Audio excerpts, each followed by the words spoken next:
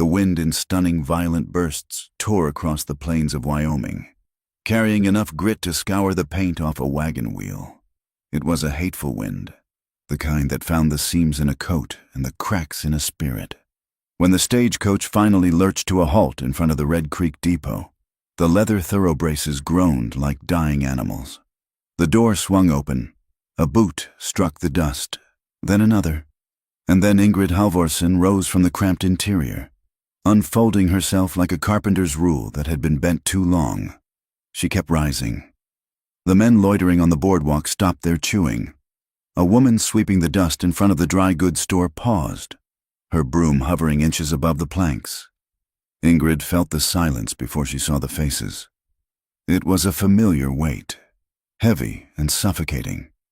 She stepped down, her boots sinking into the dry earth. She wore a blue calico dress borrowed from a cousin in Chicago, a garment sewn for a woman of average stature.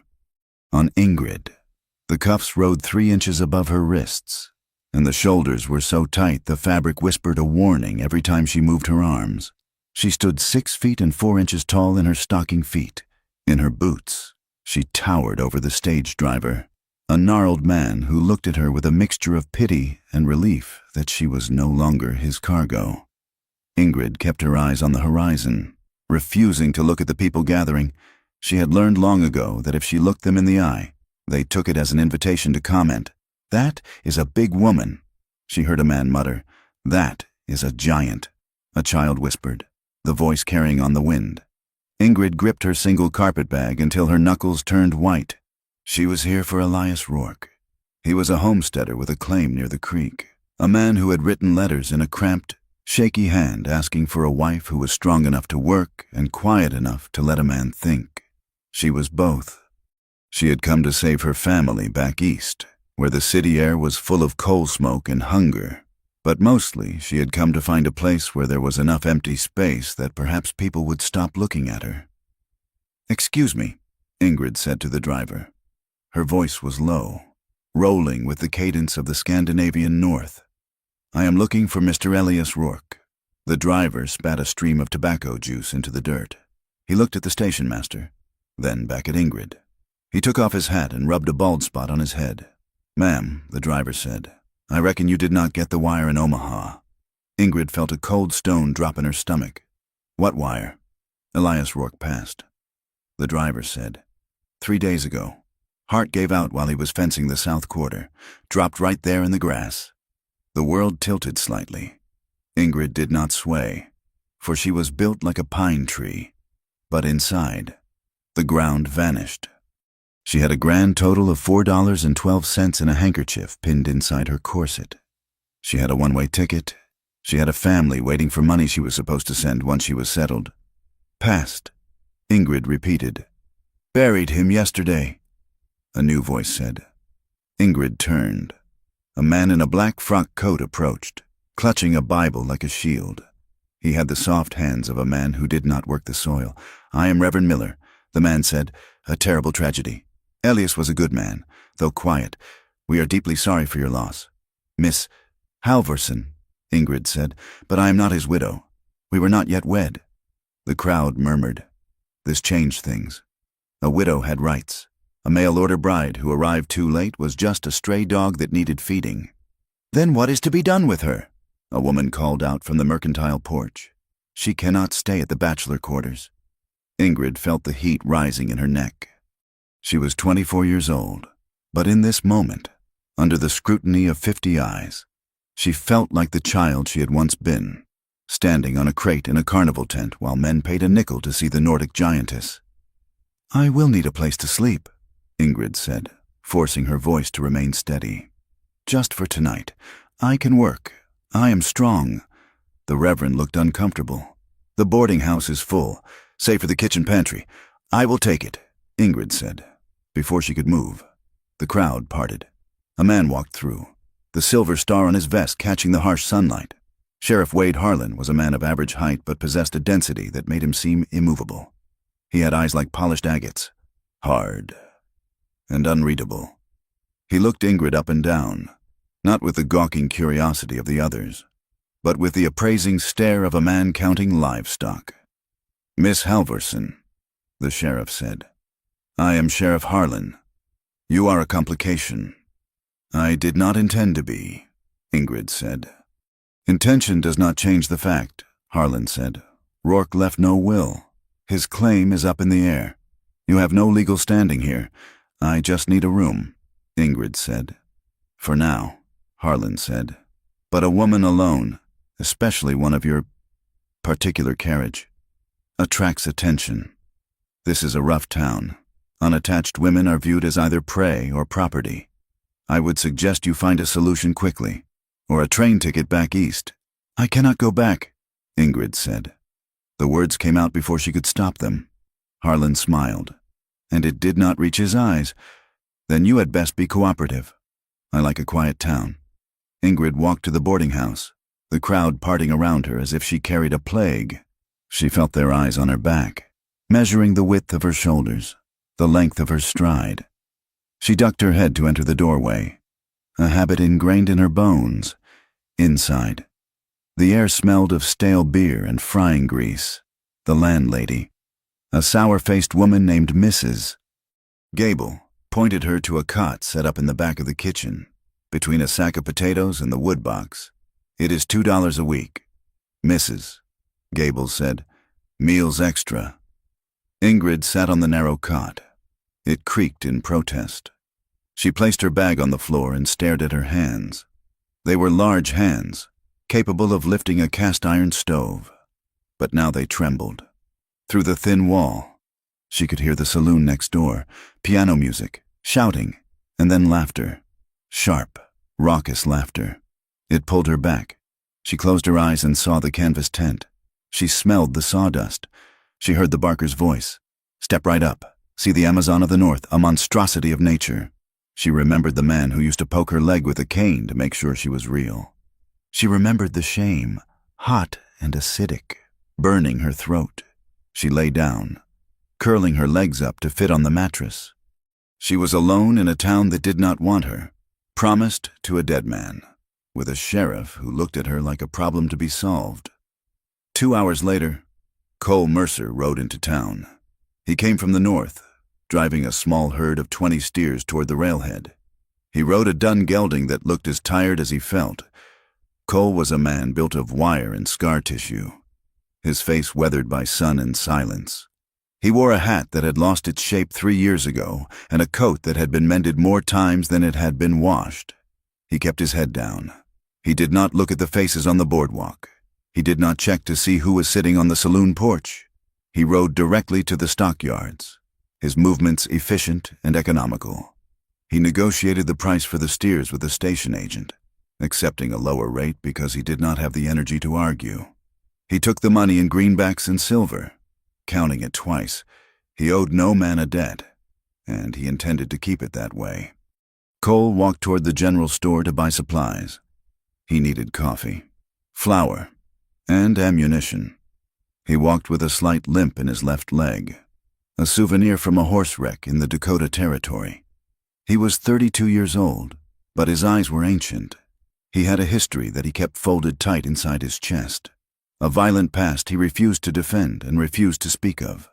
He saw the commotion near the water trough, a group of ranch hands, fresh from a payout and drunk on cheap whiskey, had formed a semicircle. In the center stood a woman. Cole stopped. He had seen tall women before, but this woman was a pillar.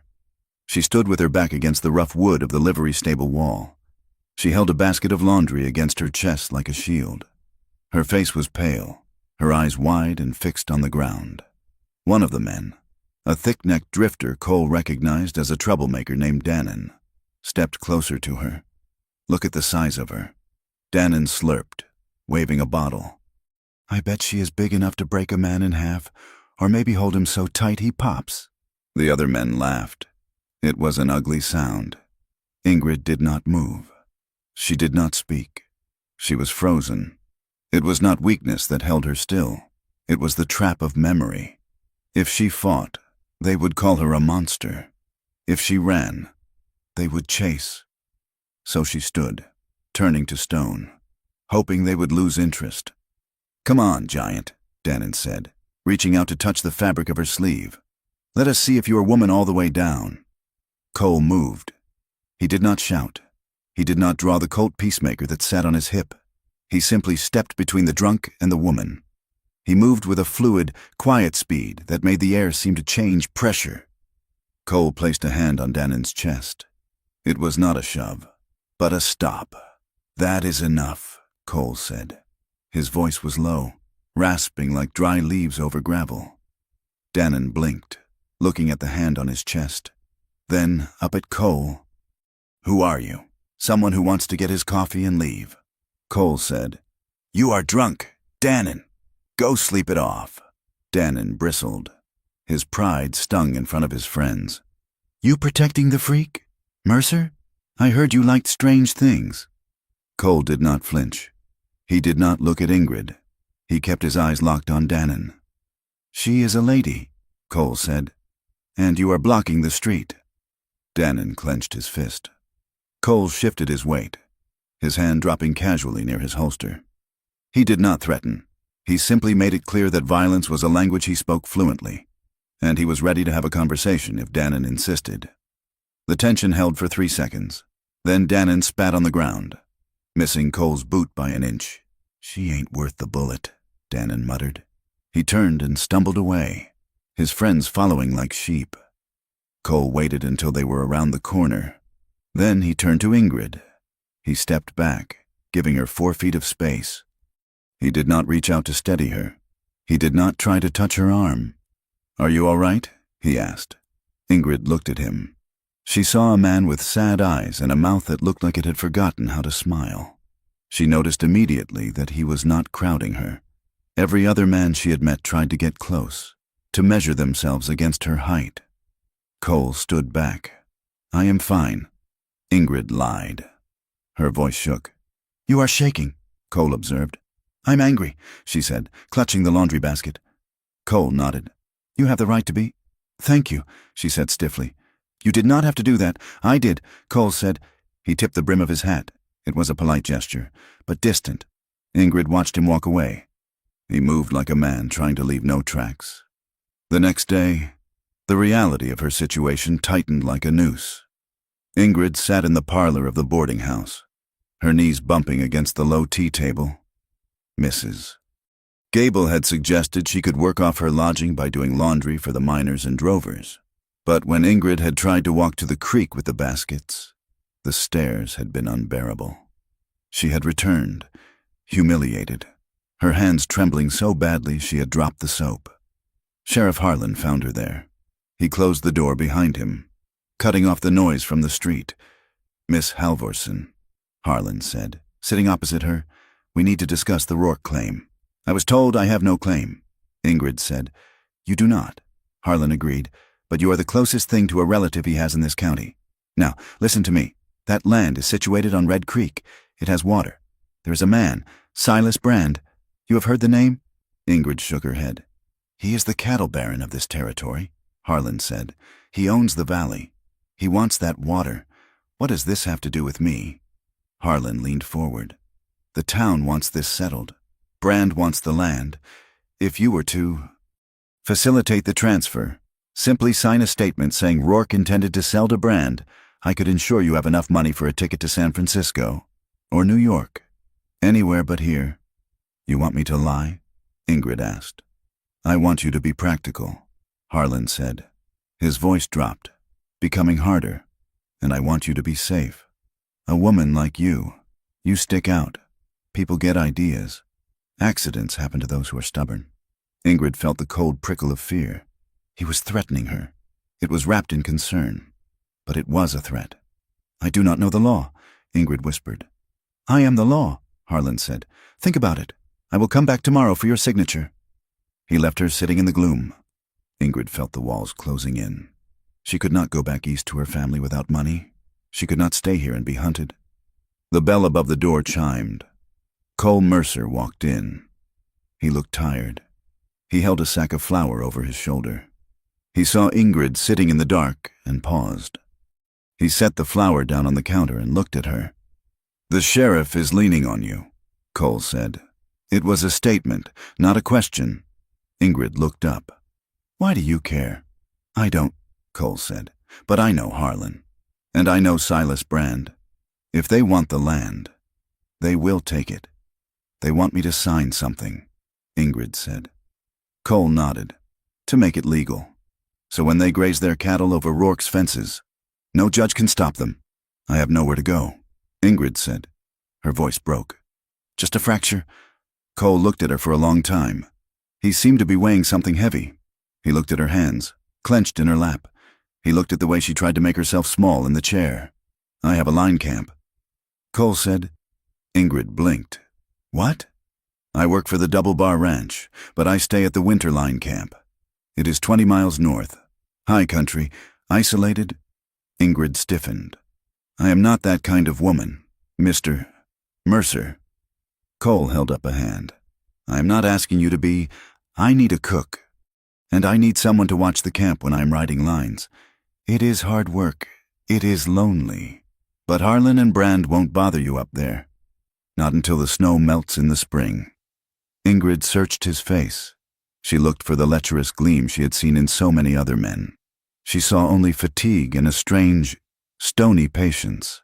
What is the bargain? She asked. You cook. You keep the fire. I pay you standard wages. You keep your own money. Come spring, you will have enough to buy your own ticket to wherever you want to go. And living arrangements? Ingrid asked, her face heating. It is a one-room cabin, Cole said bluntly. But I sleep in the loft. You take the bunk. Ingrid looked at him. Being alone in the wilderness with a strange man was madness. It was everything her mother had warned her against. But staying here, with the sheriff and the laughter and the eyes, that was a different kind of death.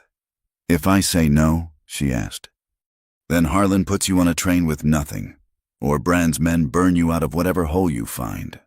Cole said. Ingrid took a breath. It rattled in her chest. I have conditions, she said. Name them. A separate bed, as you said. I keep my own wages, and you do not touch me, not ever, unless I say yes. Cole looked her in the eye. He did not smile. He did not mock her. I have no interest in touching what is not offered, Miss Halverson. I am looking for peace. Same as you. Ingrid stood up. She towered over him by 2 inches. She held out her hand. When do we leave? Dawn, Cole said. He did not shake her hand. He just nodded. The ride north was a descent into purgatory. Cole had secured a horse for her, a sturdy roan mare. But Ingrid had not ridden since she was a girl in the old country. The saddle was hard. Unforgiving leather. Within 2 hours, her inner thighs were raw. Within 4, her back felt like it had been beaten with a hammer. The wind did not cease. It screamed across the open plains, biting through her thin coat. The landscape was terrifyingly empty.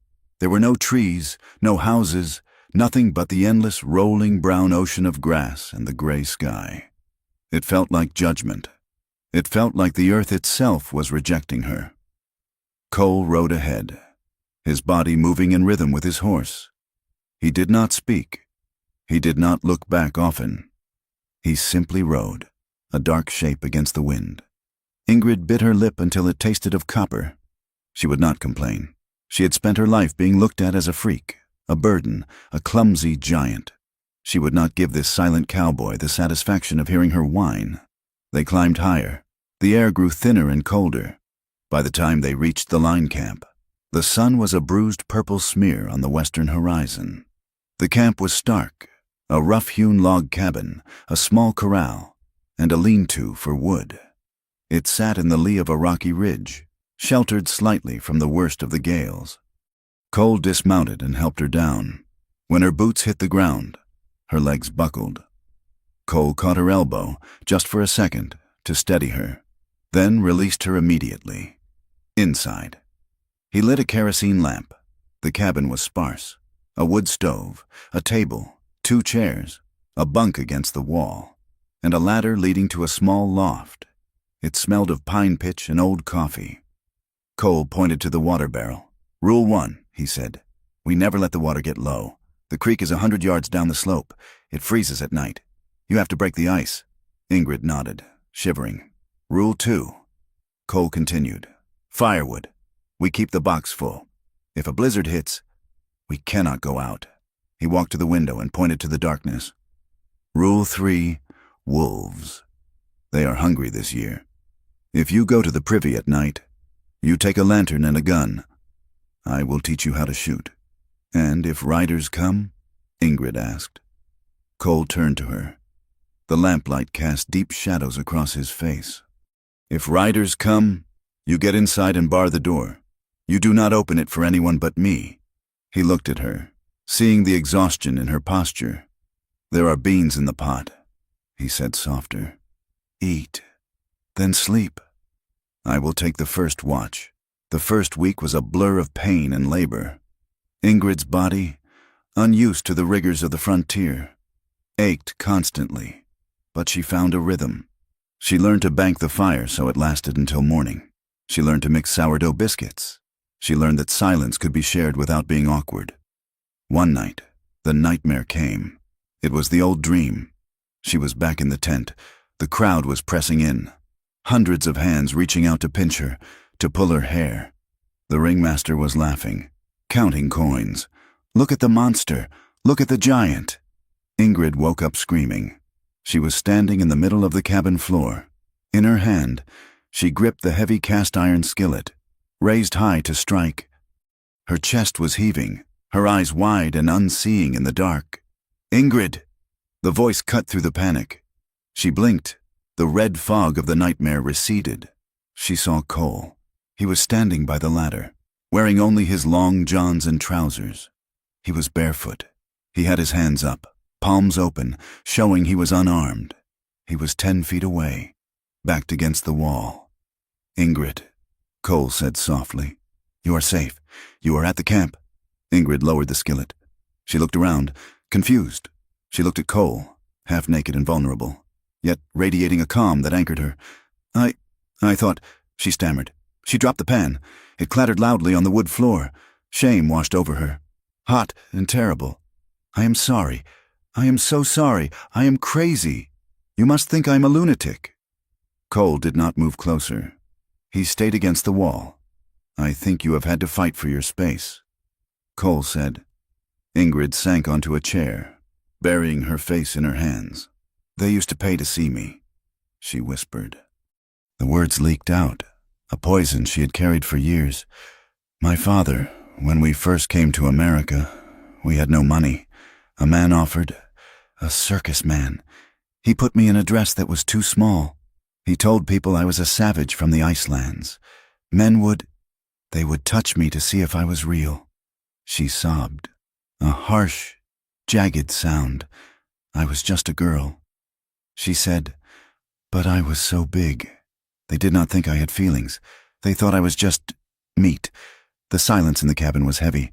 The wind howled outside, scratching at the logs. Cole's voice came from the shadows. It was not filled with pity. It was filled with a hard, dark understanding. I cannot change what they did, Cole said. He stepped forward, just into the circle of light from the dying coals of the stove. But here, Cole said, looking her in the eyes, you get to be private. No one looks at you here unless you want them to. No one touches. You are just Ingrid. Ingrid looked up. He was not looking at her body. He was looking at her grief. Go back to sleep, Ingrid, he said gently. I will sit up for a while. November brought the snow. It started as a dusting, then turned into a white curtain that walled them off from the world. The drifts piled up against the cabin door. The line camp became a tiny island in a sea of white. Ingrid realized with a sudden jolt that she was trapped. She had traded the cage of the town for the cage of this cabin, but as the days went by, she realized the difference. This cage had peace. She and Cole moved around each other in a choreographed dance of domesticity. He mended tack by the fire while she kneaded dough. They spoke little, but the words were necessary. Pass the water. The wind is shifting. The coffee is ready. She watched him. She noticed the way his hands were scarred but gentle when he cleaned his rifle. She noticed that he never let his eyes linger on her inappropriately. He kept his promise. He was a monk of the high plains. Gratitude began to swell in her chest. Replacing the fear, he was saving her. He was feeding her. He was protecting her from the Brands and Harlans of the world. One evening, the storm was particularly fierce. The cabin shuddered under the assault of the wind. The lantern cast a warm, golden glow over the table. Ingrid had mended a tear in Cole's coat. She bit the thread and handed it back to him. "Thank you," Cole said. Ingrid looked at him. His face was relaxed, the tension around his eyes smoothed out by the firelight. He looked younger. "Cole," she said. He looked up. "Yeah, thank you," she said, "for taking me in, for being decent." Cole shrugged, uncomfortable with the praise. "It is a trade. Ingrid, you cook better biscuits than I ever did." "It is more than that," she said. She stood up. The gratitude felt like a pressure inside her. She felt she owed him something. That was how the world worked, wasn't it? A woman paid for protection with her body. That was what the sheriff had implied. That was what the circus had taught her. She wanted to show him she was grateful. She wanted to prove she wasn't just a burden. She walked around the table. Cole went still. Ingrid leaned down. She aimed for his cheek, a sisterly peck, a polite goodbye to the day, but she misjudged. Or he turned. Her lips brushed the corner of his mouth. It was electric. The contact was shocking, warm and rough. Ingrid froze. Her breath hitched. Suddenly, the memory of every grab, every unwanted touch, every jeer crashed into her. The intimacy was too much, too fast. It wasn't the transaction she had prepared herself for. It was real, and that was terrifying. She pulled back, gasping. Her hand flew to her mouth.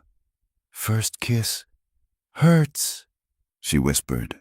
The words tumbled out, nonsensical, born of a child's logic and a woman's panic. Cole was on his feet instantly. He backed away, putting the table between them. His face was pale. "Ingrid," he said, his voice rough. "I am sorry. I moved too close." "No," Ingrid said, tears springing to her eyes. She was shaking again. "I should have been more careful," Cole said. He held up his hands, the same way he had during the nightmare. "I am not asking for that. I told you, I won't take what isn't freely given." "It was," Ingrid cried. She was angry now, not at him, but at herself. She had wanted to offer warmth, but her body had reacted with fear. She was broken. She was a giant broken thing. She wrapped her arms around herself, trying to hold the pieces together. Cole watched her. His eyes were dark with a hunger he was ruthlessly suppressing, but his voice was steady as a rock. "You are scared," he said. "That is natural. The past doesn't leave just because you want it to." He picked up his coat and hat.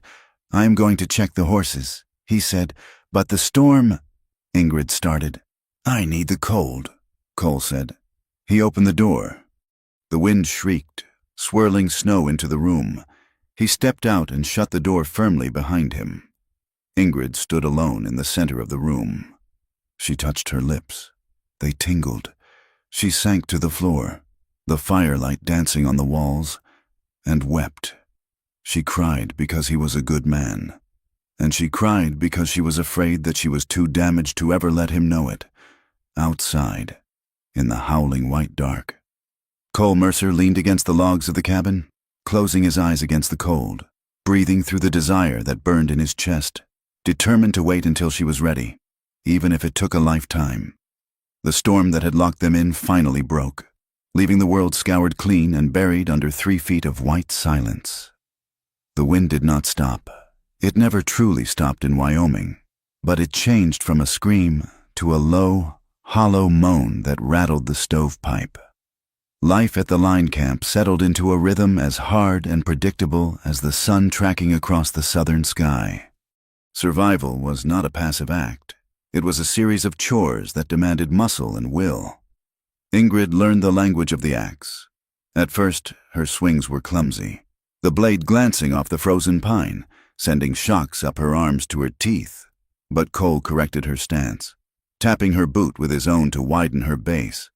Within a week, she was splitting rounds with a single, cracking blow.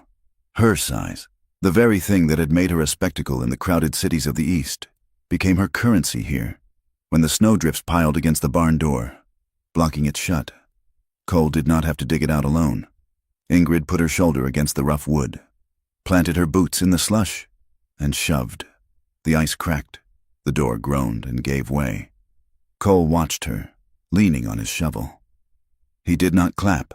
He did not make a joke about her height. He simply nodded, a gesture of respect between laborers. Good leverage, he said. It was the first time in her life a man had praised her body for what it could do, rather than what it looked like. Inside the cabin, the air smelled of wood smoke and sourdough. They rationed the beans and the salted pork. Ingrid learned to keep the starter alive, feeding the bubbling beige mixture in the crock by the warmth of the stove. They ate in silence mostly, but it was no longer the silence of strangers. It was the companionable quiet of two people who were too tired to speak. One afternoon, when the sky was the color of a bruised plum, Cole took the Winchester rifle from the rack.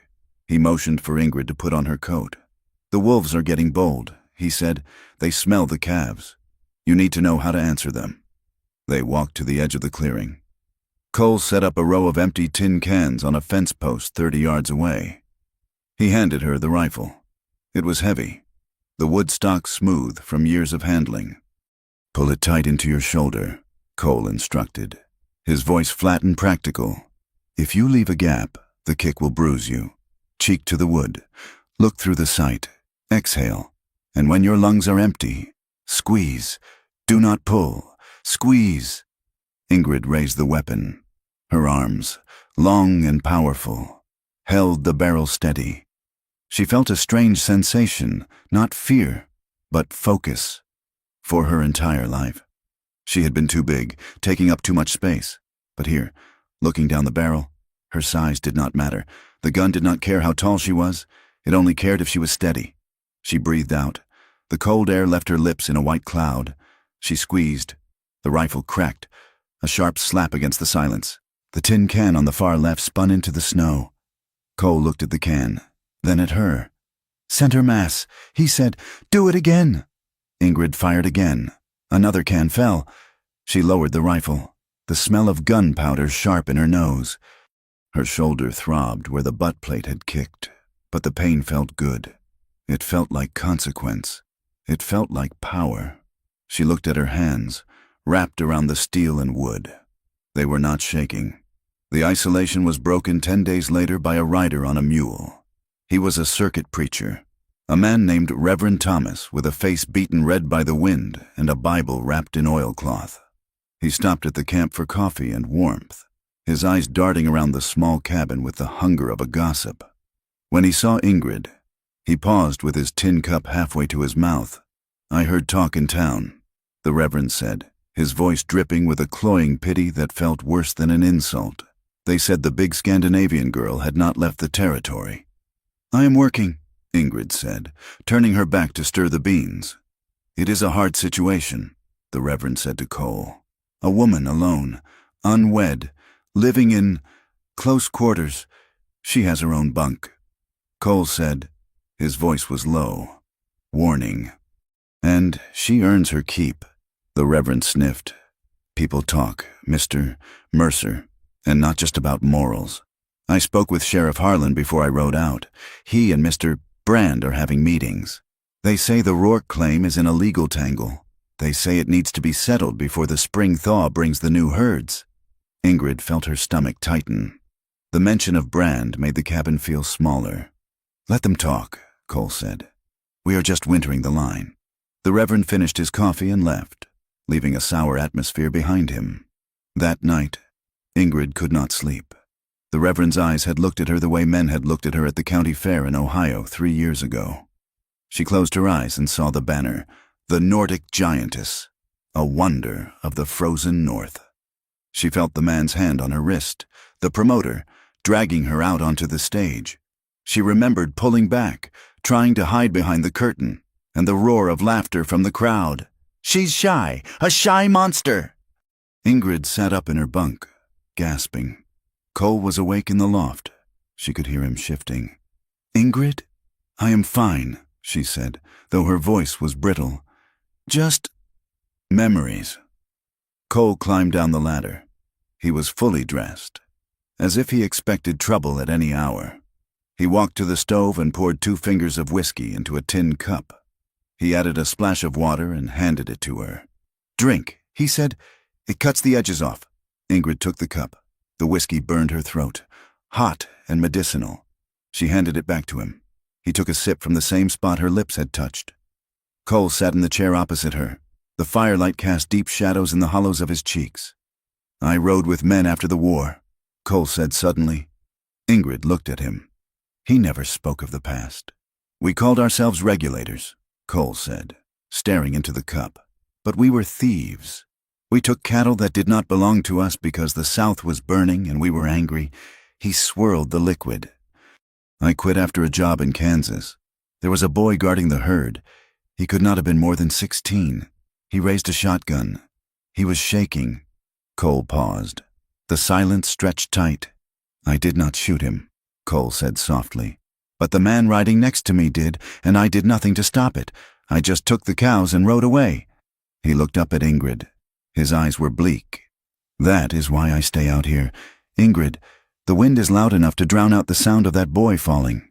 Ingrid looked at this man, this hard, scarred creature who had offered her safety. She saw the guilt that rode him like a spur. She reached out and took the cup from his hand. She took another drink, a long one. "I once broke a man's nose," she said. Cole blinked. "What?" "A man at the fair," Ingrid said. "He tried to lift my skirt to see if my legs were like tree trunks. That is what the sign said, legs like redwoods. I hit him." She let out a short, sharp sound. It was a laugh, though it sounded rusty. "He fell into the pig pen next to the tent. He was covered in mud, and for a moment, he looked smaller than me." Cole looked at her. The corner of his mouth twitched, a smile, barely there, but real. "I bet he did," Cole said. They shared the rest of the whiskey in the dark, the wind howling outside like a chorus of ghosts. 2 people finding a strange comfort in the fact that they were both haunted. The trust grew in small, quiet ways. When Ingrid came in from the cold, her fingers stiff and blue, Cole would take her gloves. He would lay them on the warming shelf of the stove, turning them every few minutes until the leather was toasty, then hand them back without a word. When Cole tore his coat on a strand of barbed wire, Ingrid took it from him. She sat by the window and stitched the heavy wool with her precise, strong hands. As she turned the fabric, she saw stains on the lining, old, dark brown smears that refused to wash out. Blood, not his, she did not ask. She just stitched over the tear, making the seam stronger than it had been before. Then came the ice. It was mid-January. Ingrid was walking back from the creek with 2 buckets of water. The path was treacherous, a slick ribbon of frozen mud concealed by fresh snow. She stepped wrong. Her boot found a patch of black ice. Her feet went out from under her. She fell hard, the buckets clattering, the water splashing and instantly freezing on her skirt. A sharp, sickening pop echoed from her ankle. Ingrid gasped, the pain blinding her for a moment. She tried to stand, but her leg crumpled. "Cole!" she called out. He was there in seconds, running from the corral. He skidded to a stop beside her. "Do not move," he commanded. He knelt, checking her leg. His hands were gentle but firm, probing the joint through the leather of her boot. Ingrid hissed in pain. "It is sprained," Cole said. "Badly. You cannot walk on this." Ingrid looked at the distance to the cabin. It was 50 yards uphill. Panic flared. The old fear of being a burden, of being too heavy, of being unmanageable. "I can crawl," she said, trying to push herself up. "Don't be a fool," Cole said. He stood up. He bent down and scooped her up into his arms. Ingrid froze. She weighed over 200 pounds. Most men would struggle. Cole grunted with the effort, his jaw setting. But he lifted her. He held her high against his chest, his arms like iron bands. He did not look at her face. He looked at the ground, placing his feet carefully on the ice. He did not make it a romance. He did not try to hold her closer than necessary. It was a fireman's carry, a matter of physics and necessity. Ingrid held onto his shoulders. She could feel the heat radiating from him. She could smell the tobacco and wool of his coat. For the first time in her life, she was being carried, and the man doing it was not complaining. He was not making a joke of it. He kicked the cabin door open and carried her to the bunk, setting her down gently. He stepped back, breathing hard, rubbing his bicep. "I will get the snow to pack it," he said. Ingrid sat on the edge of the mattress, clutching her throbbing ankle. She realized something that made her heart hammer faster than the pain. She had not panicked. When he had touched her, when he had lifted her, she had not felt the urge to strike him or flee. She had felt safe. 2 weeks later, the illusion of safety was shattered. Sheriff Harlan rode into the clearing, flanked by 2 deputies. They did not look like men on a social call. They wore heavy coats and carried scatterguns across their saddles. Cole met them at the porch. He did not invite them down. "Sheriff," Cole said, leaning against the doorframe, "you are a long way from town." "Checking the lines," Harlan said. He looked past Cole, through the open door, to where Ingrid sat at the table peeling potatoes. Her ankle was still wrapped, propped up on a stool. "And checking on the lady," Harlan added. "I am fine," Ingrid called out. Her voice was steady, though her hands went still. Harlan dismounted. He walked up the steps, his spurs jingling. He stopped 2 feet from Cole. "There is talk. Mercer, about a woman living up here without papers, without a husband. Some folks think it is improper. Some folks think it might be misunderstood." "Misunderstood how?" Cole asked. "As harboring a vagrant," Harlan said, "or taking advantage of a widow's grief." "Ingrid is not a widow," Cole said, "and she is my employee."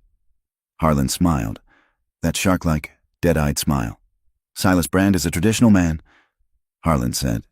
"He thinks a woman like Miss Halverson needs a proper situation, a marriage to a local man, or perhaps a train ticket out of the county. He is expanding. Cole, he wants the Rourke water rights, and he does not like loose ends." He looked at Ingrid again.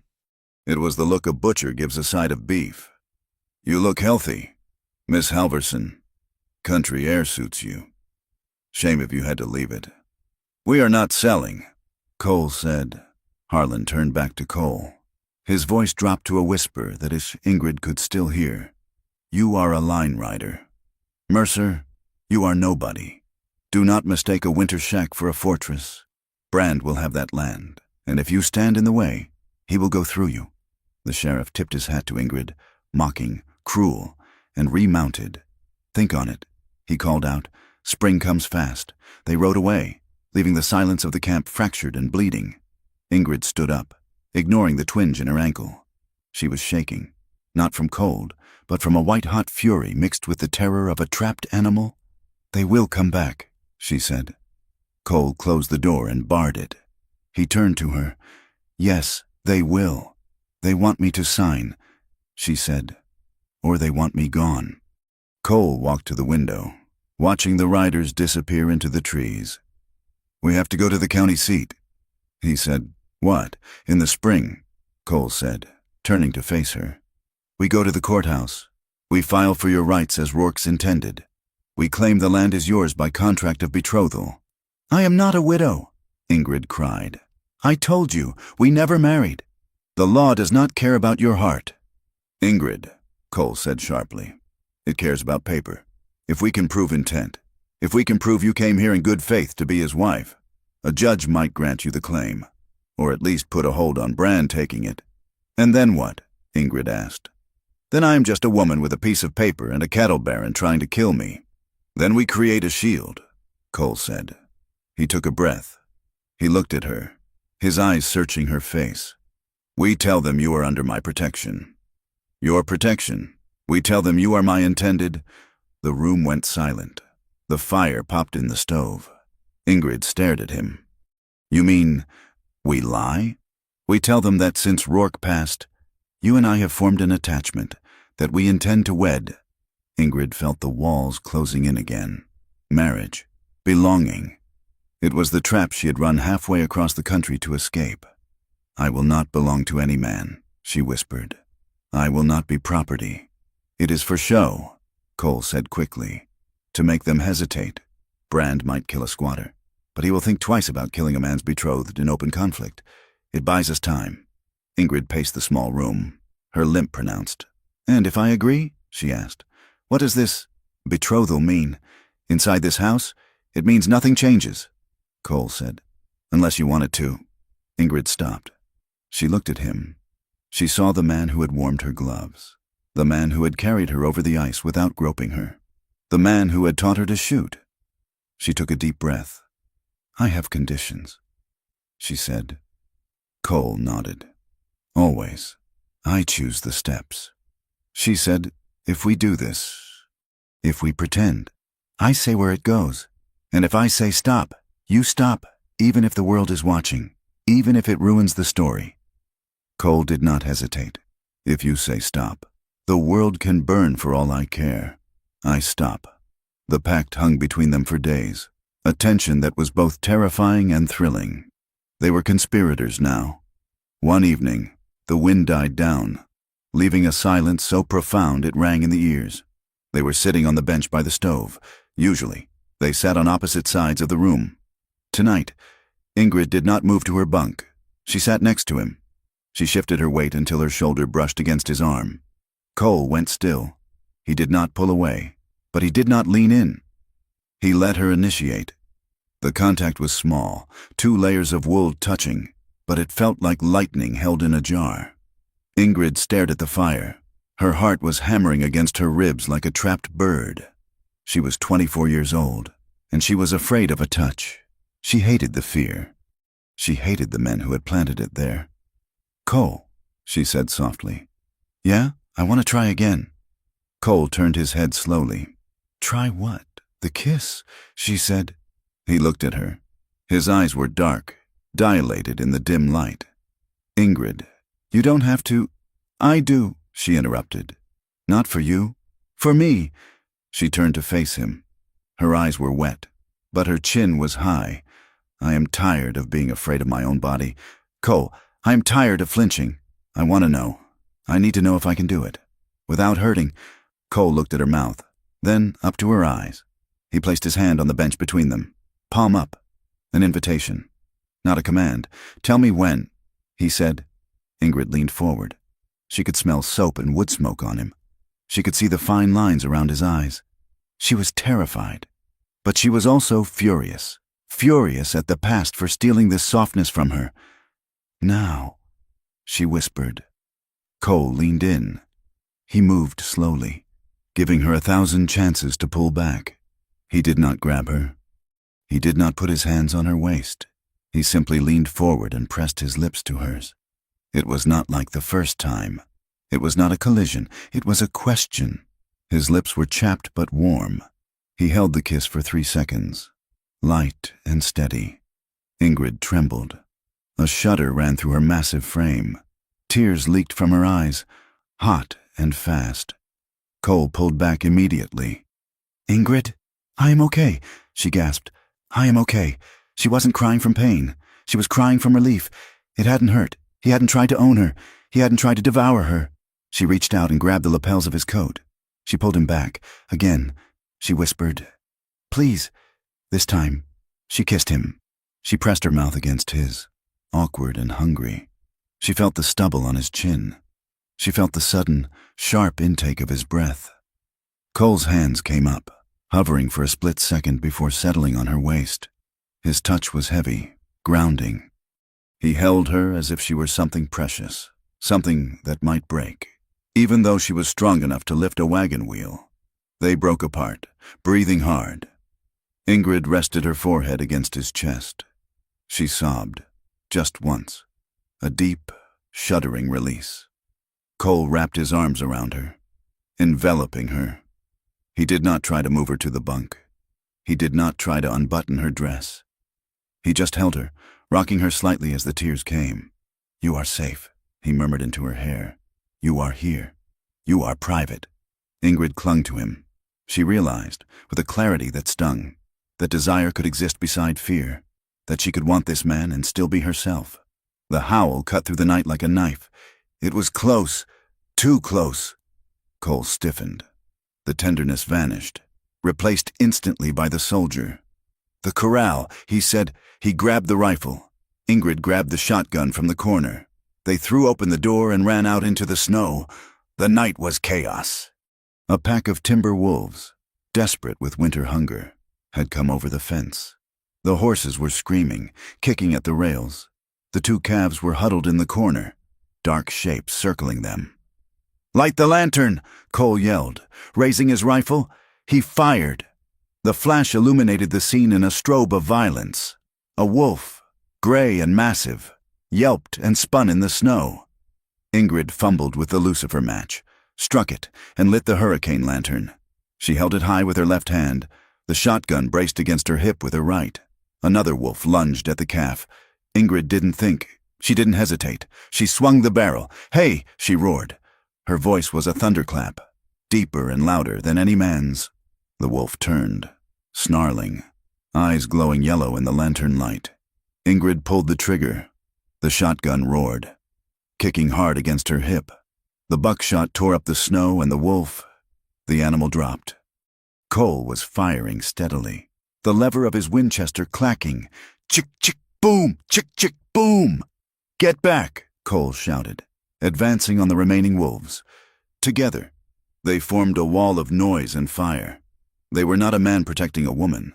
They were a pack of two defending their territory. The surviving wolves, realizing the cost was too high, turned and scrambled over the fence, vanishing into the black timber. Silence rushed back in, ringing in their ears. The air smelled of sulfur and blood. Ingrid lowered the shotgun. Her heart was pounding a frantic rhythm, but her hands were steady. She looked at Cole. He was breathing hard, smoke drifting from his rifle barrel. "Check the stock," he said. They found one calf down, throat torn. It was dead.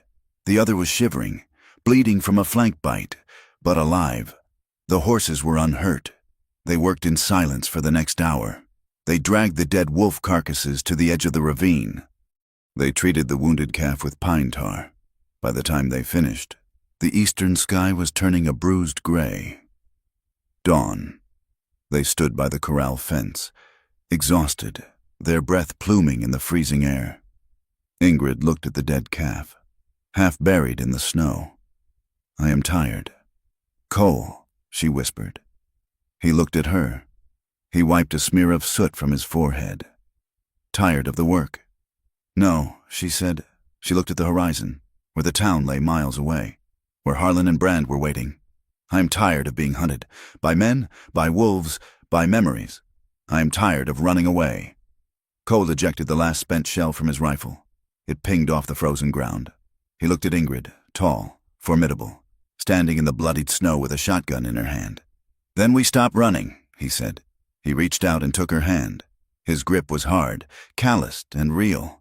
"Come spring, we go to town, and we take the fight to them." Spring broke over the Wyoming territory, not with a gentle awakening, but with a violent, heaving thaw. The snow, which had been a clean white blanket for months, collapsed into a thick, sucking gumbo of mud that threatened to swallow wagon wheels whole. The creeks swelled into brown torrents, tearing at their banks, and the air smelled of wet earth and rotting grass. For Ingrid Halverson and Cole Mercer, the ride back to town was a battle against the landscape. The wagon lurched and groaned, the horses fighting for every step in the mire. Mud splattered Ingrid's skirts, drying in heavy gray cakes. But the filth of the road was the least of her worries. She gripped the bench seat, her knuckles white. She had spent the winter in the sanctuary of the line camp, where the only eyes watching her belonged to a man who looked without judging. Now, she was returning to the gallery. "Do not look at them," Cole said. He kept his eyes on the horses, his hands steady on the reins. "They are just people, Ingrid, small people with small minds." "They are a pack," Ingrid replied, "and I am the strange bird they want to peck to death." When they rolled onto the main street, the town seemed to pause. The blacksmith stopped his hammer. The women on the boardwalk ceased their chatter. Heads turned, fingers pointed. The gossip had fermented over the winter, growing teeth.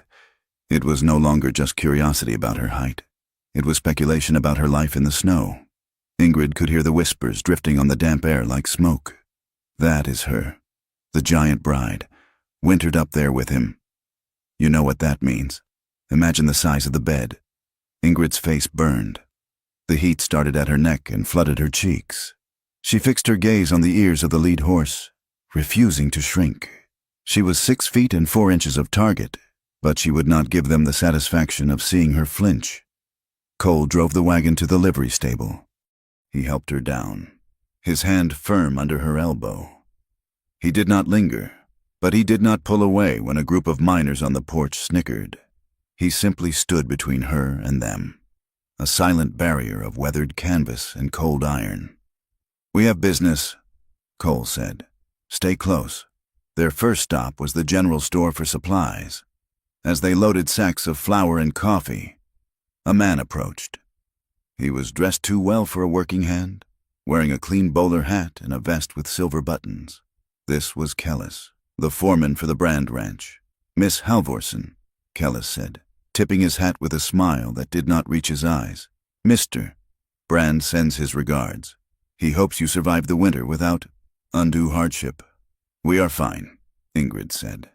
Her voice was tight. "Mr. Brand is a generous man." Kellis continued.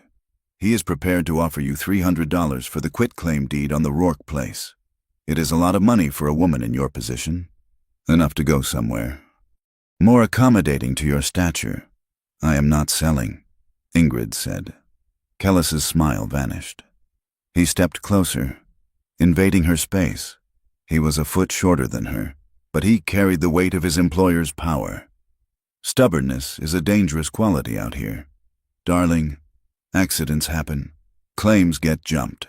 It would be a shame if you got hurt trying to hold on to dirt you cannot defend." Cole stepped in. He did not shove Kellis. He simply occupied the space where Kellis was standing, forcing the smaller man to retreat or be trampled. "She gave you her answer." Cole said, "Tell Brand the price is not for sale." Kellis dusted off his vest. "Have it your way. Mercer, but do not say you were not warned." Kellis walked away, leaving a chill in the air that the spring sun could not touch. An hour later, Sheriff Wade Harlan found them near the post office. He held a piece of paper, waving it like a fan. "Good to see you, Miss Halvorsen," Harlan said. "I have news. The county judge has scheduled a hearing regarding the disposition of the Rourke claim." "When?" Cole asked. "Friday," Harlan said. 2 days from now." 2 days. Cole's voice rose. "That is not enough time to prepare a case. It is the circuit schedule." Harlan shrugged. "The judge is a busy man. If you are not there with proof of ownership, the land reverts to the territory, and the territory will likely sell to the highest bidder, which is Brand," Ingrid said. Harlan smiled. "That is how the market works. Miss Halvorsen." "Efficiency." Ingrid realized then that the law was not a shield. It was a rope, and Harlan was tightening the noose. They needed help. Cole tried to find a lawyer, but the few attorneys in town suddenly had full calendars or shook their heads the moment Brand's name was mentioned. Only one man, a disheveled solicitor named Mr. Abernathy, agreed to listen. "I can represent you," Abernathy said, shuffling papers in his dusty office. "But it will be a fight. Brand owns half the county. I will need a retainer. $100. Up front." Cole went silent. He had $30 in his pocket from the winter wages. "We don't have it," Cole said. "I do," Ingrid said. She reached into her bodice and pulled out a small, heavy cloth pouch. She undid the strings and spilled the coins onto the desk. Gold pieces, silver dollars. It was a substantial sum. "Ingrid," Cole said, staring at the money, "where did you get this?" Ingrid looked at the coins. They shone under the lamplight. "I earned it," she said. She looked at Cole, her eyes defiant and sad. "I earned it in Ohio, and Pennsylvania, and New York. Every time I stood on a stage and let them look at me, every time I let a man measure my wrists, every time I answered their foolish questions, I saved every penny. I thought it was money for my family. But my family is gone." She pushed the pile toward the lawyer. "This is my shame money," she said. "I can think of no better way to spend it than to buy my dignity back." Cole put his hand over hers to stop her. Just for a moment. You do not have to do this, he said. That is your freedom money. Ingrid looked at him. I am choosing my freedom. Cole. Cole slowly pulled his hand back. He looked at her with a profound respect, realizing that her strength was not just in her shoulders, but in her willingness to burn her past to build a future. Make it enough, Cole told the lawyer, to strengthen their claim. They had to sell the lie.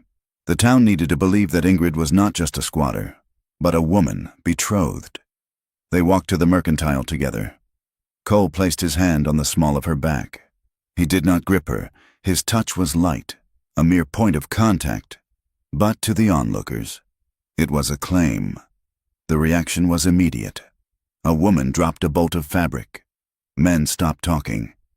The idea of the reclusive, dangerous cowboy and the giantess forming a union sparked a wildfire of ridicule and offense. It came to a head on Sunday. The town was holding a church picnic in the grove of cottonwoods by the river. Marion Locke, a widow who worked as the town's midwife, had found Ingrid earlier that morning. Marion was a sharp-boned woman with eyes that missed nothing. She had been the one to pull Ingrid into her parlor when the stairs got too heavy, offering tea and silence. You have to go, Marion advised. If you hide, they decide who you are. If you stand there, you make them look you in the eye. So they went. The grove was filled with families eating fried chicken on quilts. When Ingrid and Cole arrived, a silence rippled through the crowd like a wind across wheat. They filled plates and sat near the edge of the gathering. Marion joined them, sitting on Ingrid's left like a guard dog. A woman approached. It was Mrs. Calloway, the wife of a prosperous rancher who did business with Brand. She wore a silk dress that rustled with self-importance. Mr. Mercer, Mrs. Calloway said, ignoring Ingrid. We were surprised to see you here, and with company. Ingrid is my intended, Cole said calmly. Is she? Mrs. Calloway sniffed. She looked at Ingrid with open disgust. It seems unnatural. A woman of such proportions. It is like a jest against God's design. One wonders what kind of man is drawn to such a thing. It must be a sin to tempt men into such perversions. The air went still. Ingrid felt the old urge to flee. She felt the tears pricking her eyes, the shame of the carnival tent rising in her throat. She started to stand, to run back to the wagon. Cole stood up. He did not shout. He did not draw a weapon. He simply looked at Mrs. Calloway with a gaze so cold it could have frozen the river. Say that again, Cole said. Excuse me? Mrs. Calloway stammered. Say it louder, Cole said. So everyone can hear you insult a woman who has done you no harm. Explain to the Reverend exactly how my future wife is a sin. Mrs. Calloway took a step back, flustered. Ingrid reached up and touched Cole's arm. No, Cole, she said. She stood up. She unfolded to her full height. She looked down at Mrs. Calloway, and for the first time, she did not slouch. She did not try to make herself smaller. I am not a spectacle, Ingrid said. Her voice shook, but it carried clearly across the quiet grove. And I am not a punishment. I work hard. I pay my debts. I bleed when I am cut, just like you. She looked around the crowd, meeting the eyes of the people who had whispered. I am not a thing to be traded or laughed at. I am a woman, and if God made me this size, it is because he knew I would need to carry heavy burdens like your cruelty. She sat down. For a moment, no one moved. Then, Marion Locke took a loud, deliberate bite of a pickle. Well said, Marion declared. A few of the homesteaders nodded. Some of the men looked at their boots, ashamed. Mrs. Calloway turned red and huffed away, but the venom had been drawn out of the wound. The victory was short-lived. That afternoon, a rider brought a note. Silas Brand invited Miss Halverson to his ranch to discuss a final settlement before the hearing. Cole refused to let her go alone. They rode out to the Brand estate, a sprawling compound that looked more like a feudal kingdom than a ranch. The main house was 2 stories of white-painted wood with glass windows imported from St. Louis. But as they passed the bunkhouses, Ingrid saw the reality. The hired hands lived in squalor. Mud-caked shacks with no windows. The corrals were overcrowded. It was wealth built on misery. Brand met them in his study. He was a man of 60, with a white beard and eyes like flint. He sat behind a mahogany desk, smoking a cigar. "Miss Halverson," Brand said. "You are even more impressive close up." He did not offer them a seat. "I have a proposition," Brand said. "This hearing is going to be messy. Lawyers are expensive. The outcome is uncertain. I can make it simple." "How?" Ingrid asked. "Marry me," Brand said. Ingrid blinked. The suggestion was so absurd she almost laughed. "I need a wife," Brand said, as if ordering a plow. "A strong one. My last wife was frail. She died in childbirth. You are built for survival. You could give me strong sons." He stood up and walked around the desk. "Marry me, and you will have security. You will have this house. You will never be hungry. You will be respectable. No one will dare laugh at Mrs. Silas Brand." "And the land?" Ingrid asked. "The land becomes mine, of course," Brand said. Ingrid looked at him. She saw the transactional nature of his soul. He did not want a wife. He wanted a broodmare and a water source. "And if I refuse," Brand stopped. He looked at Cole, who was standing by the door, his hand resting near his gun. "If you refuse," Brand said softly, "you will lose the court case. You will be destitute. And Mr. Mercer, well, this is a dangerous country. Men disappear in the high passes all the time. Wolves, rock slides, accidents." Ingrid felt a wave of nausea. It was the same old story. Men offering safety with one hand and a cage with the other. "We are leaving," Ingrid said. She turned and walked out. Cole backed out of the room, his eyes never leaving Brand. The ride back to the cabin was tense. The sun was setting, casting long, bruised shadows across the plains. Ingrid felt a storm raging inside her. The threat against Cole terrified her. The offer of safety sickened her. But beneath the fear, something else was rising. Adrenaline, defiance, and a desperate need to feel something other than dread. They reached the creek crossing as the last light faded. Ingrid pulled her horse to a stop. "Ingrid?" Cole asked. She slid from the saddle. She walked over to him and grabbed his leg. Looking up, "Get down," she commanded. Cole swung down from his horse, before his boots hit the mud. She was on him. She kissed him. It was not the gentle, testing kiss of the winter. It was fierce. It was a collision of teeth and lips. She grabbed his coat, pulling him against her. She wanted to erase Brand's voice. She wanted to erase the staring crowds. She wanted to prove she was alive. Cole responded instantly. His arms went around her, crushing her to him. He kissed her back with a hunger that had been starved for months. Then, just as quickly, Ingrid pulled away. She gasped, stumbling back. Her hands flew to her chest. "No," she whispered. "No, She was terrified. Her body was screaming for him, clamoring for the heat, but her mind slammed the gate shut. The fear of being consumed, of being used, of losing herself. It roared back. Cole stood panting, his eyes black in the twilight. He did not chase her. "I am sorry," Ingrid said. "I am broken. I want, but I can't." Cole took a step forward, but he stopped when she flinched. "You are not broken." "Ingrid," he said. His voice was rough, but steady. "You are just healing, and healing hurts." He walked over to her slowly. He did not touch her. He just stood close enough that she could feel his warmth. "I want you," he said, painfully. "I have wanted you since the first day I saw you standing against that wall. But I will not let your fear decide for you, and I will not let your need be my permission if you aren't ready. But I am afraid," she whispered. "Wanting doesn't erase the fear," Cole said. "And fear doesn't mean you are broken. It just means you are human. We can wait." They rode the rest of the way in silence. But it was a shared silence, thick with unsaid things.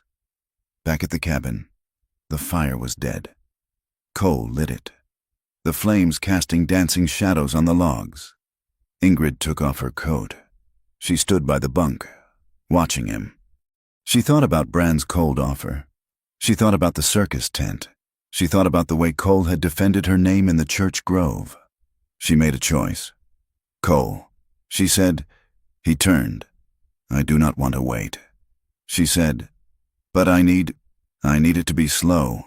I need to be the one who says when. Cole nodded. He walked over to her. He did not rush. He stood before her. Tell me, he said. Touch my face, she whispered. Cole raised his hand. He cupped her cheek. His thumb brushed her jaw. Kiss me, she said, gently. He did. Open my dress, she said. His fingers worked the buttons. He was shaking slightly. She realized. He was afraid too. Afraid of hurting her. Afraid of doing it wrong. That realization broke the last chain around her heart. They moved to the narrow bunk. It creaked under their combined weight. The night became a series of whispered permissions. Is this okay? Yes. Here. Yes. Stop. He stopped instantly. He held her, waiting, his breath hot against her neck. Okay, go. It was not a conquest. It was a conversation. For the first time in her life, Ingrid was not a landscape to be conquered or an oddity to be examined. She was a participant. She asked him to promise. Cole, she whispered in the dark, her skin against his. If I ever say no, even if I whisper it, promise me you will listen. Cole kissed her forehead. It felt like a seal on a document. Always. He said, I swear it. The fear was there, lurking at the edges. But she pushed it back with every breath. She chose to be held. She chose to be touched. She chose to trust him. When the release came, it was not an explosion, but a profound, shuddering wave of relief. She cried out, not in shame, but in victory. She had reclaimed the territory of her own skin. Cole held her afterward, his arm thrown over her waist, their legs tangled. She listened to his heart slow down. She felt powerful. She felt real. The morning brought the world back with a vengeance. Cole went out at dawn to feed the horses. He came back inside 2 minutes later, his face grim. Come look, he said. Ingrid wrapped a blanket around herself and went to the door. In the mud around the cabin, there were prints, hoof prints. Men had circled the cabin in the night. They had come close enough to look in the windows if the shutters hadn't been drawn. They hadn't attacked. They had just left a message. We are here. We can take you whenever we want. Brand, Ingrid said. He is tightening the screws. Cole said. He went to the supply chest and began pulling out traps. Heavy steel jaw traps he used for bears. We can't stay here tonight, Cole said. I will set these around the perimeter, but it isn't safe. I am taking you to Marion's in town. You will be safe there until the hearing. No, Ingrid said. Cole looked up. Ingrid, this isn't a game. They were 10 feet from where we slept. I am not hiding, she said. She walked over to the wash basin and splashed cold water on her face. If I go to Marion's, I'm just hiding behind another skirt. If we leave this claim, Brand wins. We stay. We face the hearing tomorrow. Cole looked at her. He saw the set of her jaw. He saw the woman who had shot a wolf. All right, he said, but we sleep in shifts. And the guns stay loaded. At noon, a boy on a pony rode up. It was the messenger from the telegraph office, looking terrified to be this far out. Telegram for Miss Halverson? The boy squeaked, tossing the envelope and turning his pony around before she could even answer. Ingrid tore it open. Her hands shook. What is it? Cole asked. She looked at him, her face pale. It is from the court clerk. She said, the judge arrived early. The hearing has been moved. To when? This afternoon. She said, at 4 o'clock. Cole looked at the sun. It was already past 1. It is a trap, Cole said. They knew we were out here. They knew we couldn't make it in time if they changed the schedule last minute. Ingrid threw the paper into the fire. Hitch the wagon, she said. We can't make it in the wagon, Cole said. The mud is too deep. Then we ride, Ingrid said. And we ride hard. She grabbed her coat. I am not losing this. Cole, not after everything. Cole grabbed his gun belt. Then let's ride. They scrambled out the door, leaving the warmth of the cabin behind, riding straight into the teeth of a game that was rigged to destroy them. The heat that spring afternoon was a physical weight, pressing down on the scorched earth between the line camp and the county seat. The road was no longer a mud pit, but had baked into a rutted washboard of hard-pan clay that rattled the teeth of anyone foolish enough to traverse it. The dust was a constant companion, coating the back of the throat and stinging the eyes. Ingrid Halvorsen sat on the seat of the rented buckboard wagon, her hands folded in her lap to keep them from shaking. Cole Mercer drove, his hat pulled low against the glare, his eyes scanning the horizon where the heat shimmer made the sagebrush dance like ghosts. The land looked endless and indifferent, a vast, tawny ocean of dry grass that did not care if they lived or died, or who owned the deed to a patch of dirt near a creek. It would remain long after their names were eroded from headstones. "We will be there in an hour," Cole said, his voice raspy from the dust. Ingrid nodded but did not speak. The dread in her stomach was heavier than the heat. She had faced wolves and blizzards, but those were honest enemies. A courtroom was a different kind of predator, one that used words she did not fully understand and laws written by men who had never seen a woman like her. When they rolled into the county seat, the town was already simmering. Horses stood 3 deep at the hitching rails, their tails swatting lazily at flies. The courthouse, a 2-story brick structure that looked out of place against the raw timber of the rest of the town, loomed at the end of the main street. They walked up the steps together. Cole offered his arm, but Ingrid hesitated before taking it. She felt the eyes of the idlers on the lawn, men whittling sticks and chewing tobacco, slide over her frame. "Look at the size of her. That is the giantess. Who is the man?" Inside, the courtroom was stifling. The windows were open, but the air refused to move. The room was packed. Silas Brand sat at the plaintiff's table, looking cool and composed in a charcoal suit. Beside him was his lawyer, a man named Ephraim Galt, who had the sharp, hungry features of a weasel. Sheriff Wade Harlan sat behind them, leaning back in his chair with a smirk that promised nothing good. Ingrid and Cole took their seats at the defendant's table. They had no lawyer, the retainer had been too high, and the one honest man, Mr. Abernathy, had taken ill suddenly, a convenience that smelled of Brand's money. Judge Thaddeus Stone banged his gavel. He was a man with a face like a dried apple and little patience for the frontier rabble. "This court is now in session," the judge intoned. "We are here to determine the disposition of the claim filed by the late Elias Rourke and the subsequent petition by Silas Brand for acquisition of said lands. Mr. Galt stood up. He hooked his thumbs into his vest pockets and paced in front of the bench. "Your Honor," Galt began, his voice oily and smooth. "The matter is simple. Mr. Rourke died intestate. He left no heirs. My client, Mr. Brand, has offered a fair market price to the territory for the land. However, this woman clings to the property like a barnacle." He turned and pointed a long, accusatory finger at Ingrid. "She claims a right based on a marriage that never happened. She is an outsider, Your Honor, an immigrant transient who arrived after the man was already in the ground. She is a fraud, utilizing her unique physical intimidation to squat on land that belongs to decent, law-abiding citizens."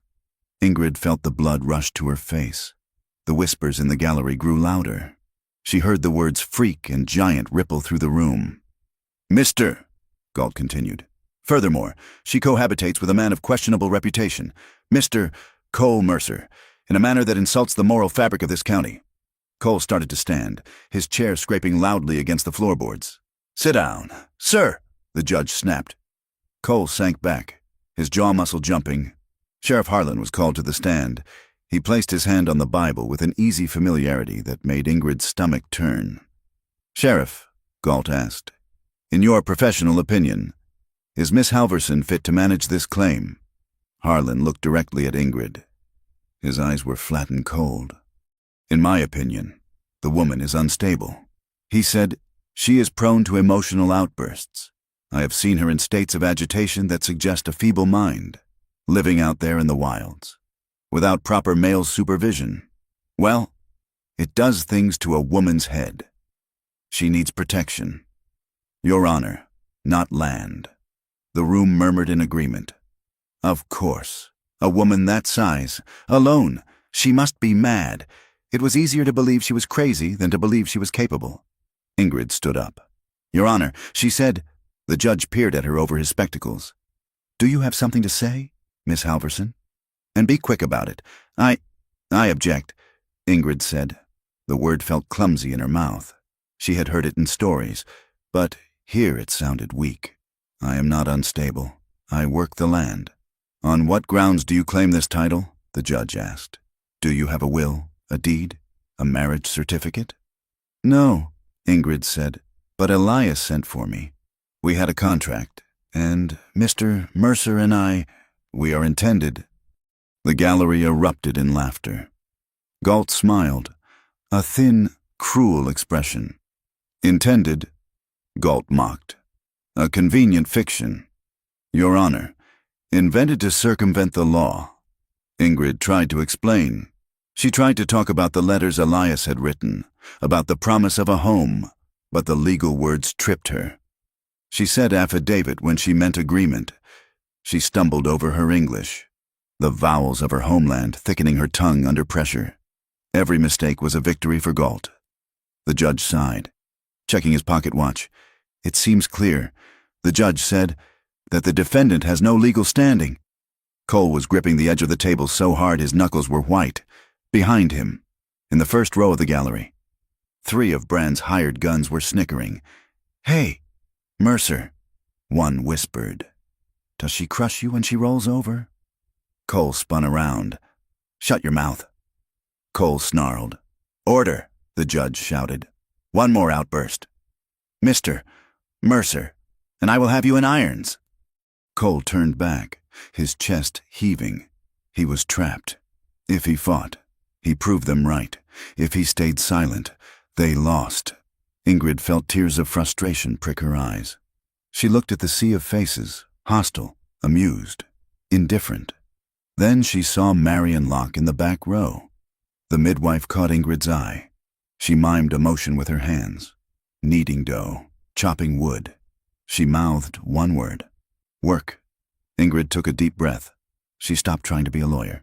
She stood to her full height, ignoring the gasp from the front row. Your Honor, Ingrid said. Her voice dropped an octave, finding the resonance that came from her chest. I do not know your big words, but I know this land. She walked out from behind the table. Galt tried to step in her way, but she simply moved past him like a ship parting water. I know that the south fence has 3 posts rotted that need replacing next week. I know the creek freezes 4 inches deep in January and you must break it with an axe, not a hammer, or the handle snaps. I know the soil in the lower pasture is too alkali for wheat, but good for Timothy grass. She looked at Brand. Mr. Brand does not know this. He knows money. I know the dirt. I have paid for that claim with sweat. I have fed the stock when the wolves were scratching at the door. I have mended the roof. Is that not ownership? Is labor not the law of the West? The room went quiet. For a moment, the reality of her life, the sheer, undeniable hardness of it, cut through the legal smoke. The judge paused. He looked at Brand, then at Ingrid. He seemed unsettled by the raw dignity of her statement. This court acknowledges the value of labor, the judge said slowly.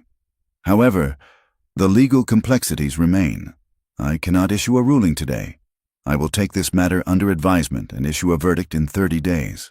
Until then, the status quo remains. He banged the gavel. Court is adjourned. It was not a victory. It was a stay of execution. But as Brand stood up, his face was red. He had expected to walk out with the deed. Outside, on the steps, Brand's men were celebrating as if they had won. They passed a flask of whiskey, laughing loudly.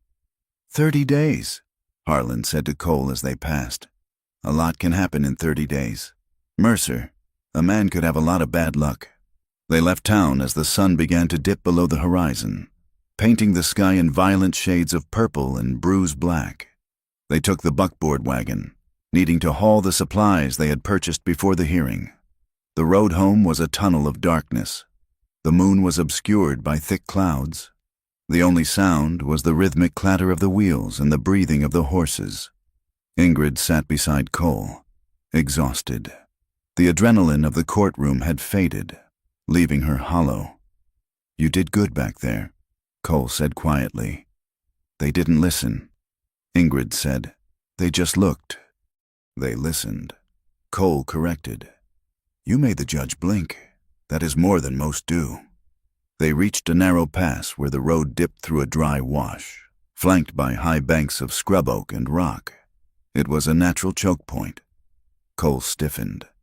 He pulled back on the reins. "Whoa," he whispered. The air felt wrong, too quiet. The crickets had stopped singing. Crack. A rifle shot shattered the night. The bullet struck the front left wheel of the wagon. The spokes shattered. The wagon lurched violently to the left. Tipping, Ingrid was thrown sideways. She hit the dirt hard, the breath driven from her lungs. The horses screamed, rearing in their traces, tangled in the leather. "Cole!" she gasped. Cole had been thrown clear, but he was not moving. He lay near the broken wheel, a dark shape in the dust. Another shot rang out, kicking up dirt inches from Ingrid's head. She scrambled on her hands and knees, crawling toward the cover of the overturned wagon bed. Her hand brushed against something cold in the dirt. The shotgun Cole had placed under the seat. It had fallen out in the crash. She grabbed it. Two figures were moving on the ridge above them, silhouetted against the faint starlight. "Finish it!" a voice yelled. It was the voice of one of the men from the courtroom. Ingrid rolled onto her back. She braced the shotgun against her shoulder. She did not tremble. The fear that usually paralyzed her was gone, replaced by a cold, mathematical clarity. She saw the muzzle flash of the next shot from the ridge. She aimed for the flash. She pulled the trigger.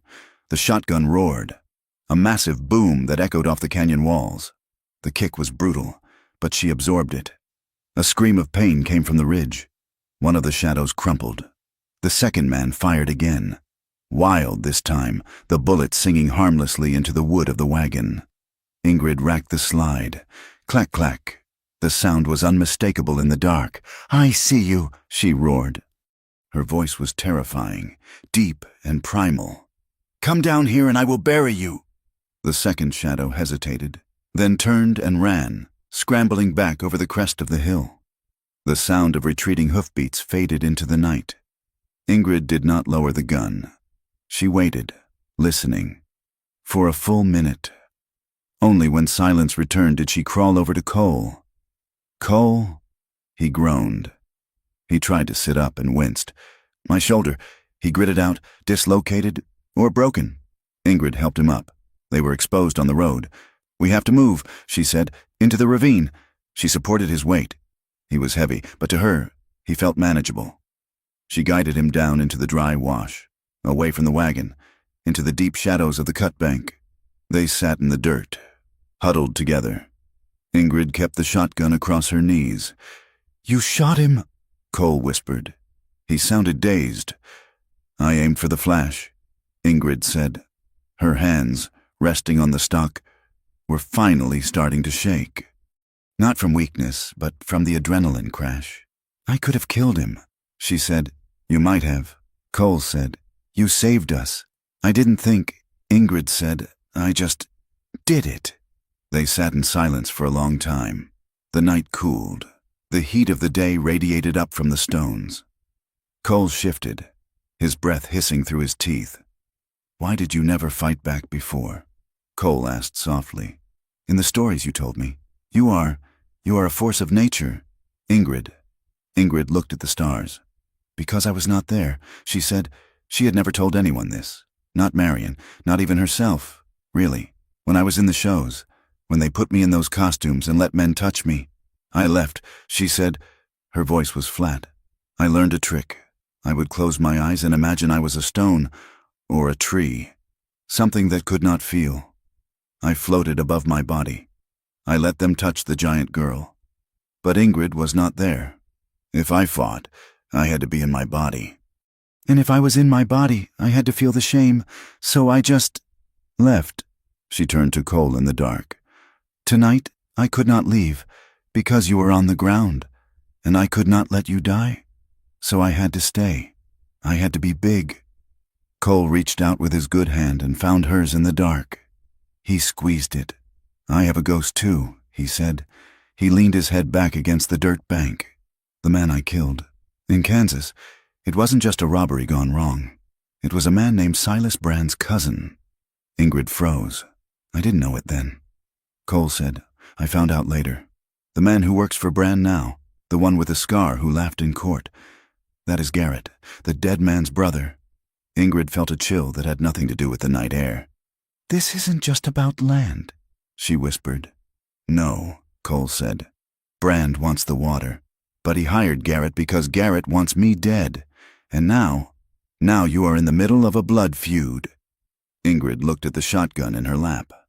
She hated that her love for this man was tied to this danger. She hated that violence was the currency they had to trade in. But looking at Cole, broken and bleeding in the dirt, she realized something else. He understands. She thought, he knows what it is to be defined by the worst thing that ever happened to you. We are not victims.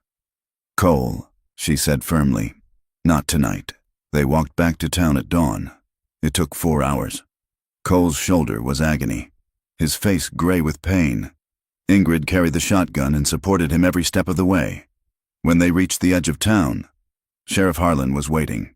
He stood on the boardwalk in front of his office, flanked by 2 deputies. It was as if he knew they were coming. Cole Mercer, Harlan shouted. Cole straightened up, trying to hide his injury. What do you want? Harlan? I have a warrant, Harlan said, pulling a paper from his vest. Issued this morning by the territorial magistrate. For the murder of Archibald Brand. State of Kansas, 1878. That was war, Cole said. Or close enough to it. The law calls it murder.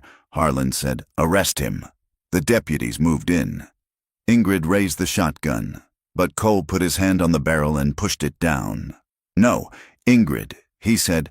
Not here, not like this. They grabbed Cole. He groaned as they wrenched his bad arm behind his back. They shackled him. Ingrid stood alone in the street. The townspeople were watching from windows and doorways. They saw the giant woman, covered in dust and blood, standing by as her man was dragged away. Go to Marion's, Cole shouted over his shoulder as they shoved him toward the jailhouse door. Do not go back to the claim. The door slammed shut. The sound echoed like a gunshot. Ingrid stood there. For a moment, the old urge to shrink, to hide, to apologize for taking up space, washed over her. She saw the faces of the town, some pitying, most turning away because they didn't want to catch the bad luck. But she did not shrink. She walked to the jailhouse window. She put her hand on the glass. I am not leaving, she said to the glass. To the town, to the indifferent sky. Marion Locke took her in. She drew a hot bath, gave Ingrid clean clothes that were too short but clean, and fed her soup. You cannot go near that jail, Marion said, pouring tea with a steady hand. Harlan will lock you up too if you give him a reason. I have to get him out, Ingrid said. You need leverage, Marion said. And right now, you have none. That evening, a note arrived. It was from Brand. Dinner. The Grand Hotel. 8 o'clock. We can discuss Mr. Mercer's future. Ingrid went. She wore her cleanest dress. She walked into the dining room of the hotel, ignoring the stairs. Brand was sitting at a corner table. Please, sit, Brand said. Let him go, Ingrid said, remaining standing. Brand sighed. He gestured to the chair. He killed my cousin, Miss Halverson. Justice must be served. You don't care about your cousin, Ingrid said. You care about the creek. Brand smiled. He appreciated directness. Perhaps. Here's the deal. You sign the quitclaim deed tonight. You agree to a quiet civil ceremony marrying me next week. In exchange, I will use my influence to have the charges against Mr. Mercer reconsidered. I will arrange for him to be exiled from the territory rather than hanged. Ingrid felt the room spin. It was the cage again. The gilded cage. She could save Cole, but only by selling herself to this man. It was the same choice she had faced a dozen times in her life. Safety at the cost of her soul. She almost said yes. The terror of seeing Cole hang was a physical pain in her chest. But then she remembered the cabin. She remembered the way Cole had stopped when she whispered hurts. She remembered the promise always. If she did this, she would be betraying everything they had built. She would be saving his life by destroying the thing he loved. Her freedom. No, Ingrid said. Bran's eyes narrowed. Excuse me? I said no, I will not marry you, and I will not sign. Then he hangs, Bran said coldly. If you hang him, Ingrid said, leaning across the table, her voice low and dangerous.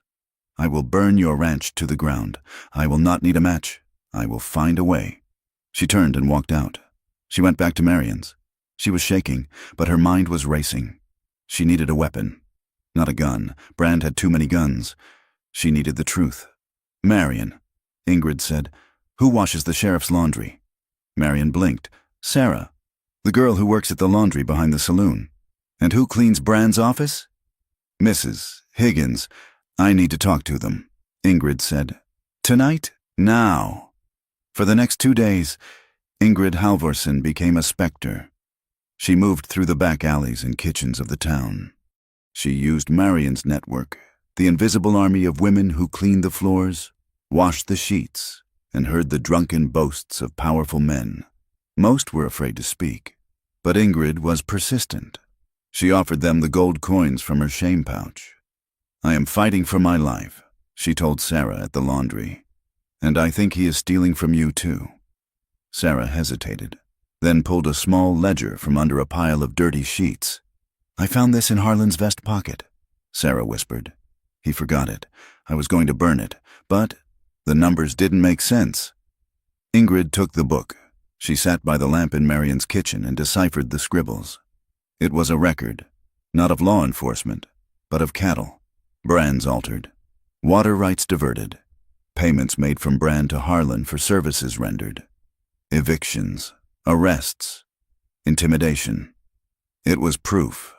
But proof in a book meant nothing if no one saw it. It was Friday night. The Golden Steer Saloon was packed. Miners, cowboys, drifters.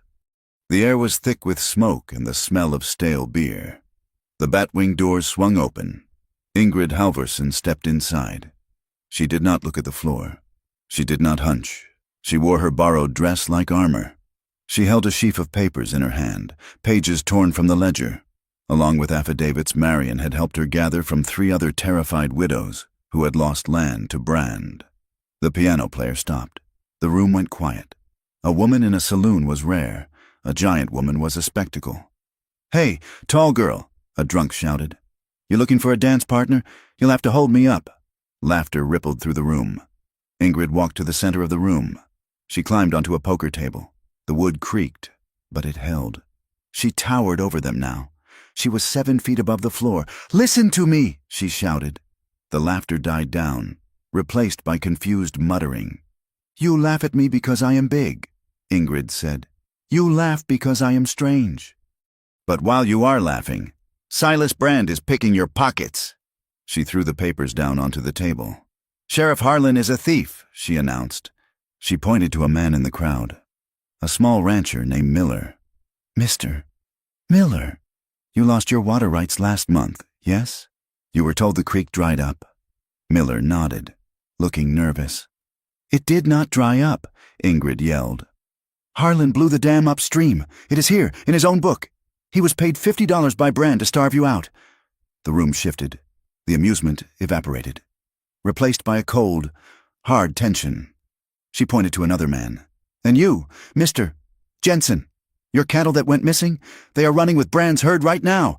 Harlan signed the bill of sale himself. Brand's men, who were drinking at the bar, pushed forward. Shut her up, one yelled. He reached for her ankle to pull her down. Ingrid kicked him. It was a mule kick, hard and precise. The man flew back into the bar. Read the papers, Ingrid screamed. If you are men, read them. She jumped down and pushed her way through the crowd. The seeds were sown. Men were picking up the papers, squinting at the numbers. The mood was turning from mockery to fury. She ran back to the boarding house where she had rented a room for the night. needing to be closer to the jail than Marion's house. She bolted the door. She was panting. She had done it. She had lit the fuse. But the explosion came for her first. The window shattered. A man climbed through, masked, carrying a knife. It was an assassin, sent to silence the leak. Ingrid didn't scream. She grabbed the porcelain water pitcher from the washstand. The man lunged. Ingrid swung the pitcher. It smashed against his head, shattering into jagged shards. He staggered but slashed out, the knife catching her forearm. Pain flared, hot and sharp. Blood sprayed onto her dress. Ingrid roared. She grabbed the chair she'd been sitting on, a heavy oak piece. She lifted it as if it were made of balsa wood. She drove the legs of the chair into the man's chest, pinning him against the wall. She heard ribs crack. He dropped the knife. She dropped the chair and grabbed him by the throat.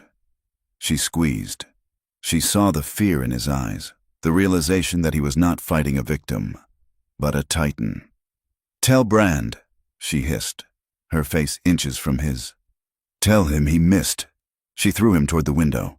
He scrambled out, falling into the alleyway, running for his life. Ingrid stood in the center of the room, clutching her bleeding arm. The room was destroyed. She was bleeding. She was terrified, but she was alive. She grabbed a towel, wrapped her arm tight, and ran out the door. She headed for Marion's. As she ran through the dark streets, she realized the truth of the West. It wasn't about law. It wasn't about fairness. It was about living long enough to make them hear you. She reached Marion's porch and collapsed against the door, hammering with her good hand. Justice, she thought as the door opened and light spilled out, is just survival with a voice. And she was done being quiet. The cell in the basement of the sheriff's office was a box of damp stone and iron that smelled of wet straw and despair. Cole Mercer sat on the edge of the narrow cot, his hands hanging loosely between his knees. His shoulder, dislocated in the crash and popped back into place with brutal efficiency by the jailer, throbbed with a dull, sickening rhythm that matched his heartbeat. He had been there for 2 days. He had not slept. Every time he closed his eyes, he saw Ingrid standing in the street, blood on her arm, shouting at the glass. He saw the way the town looked at her, like a curiosity, a monster, a target. He knew Silas Brand. He knew the way the man's mind worked.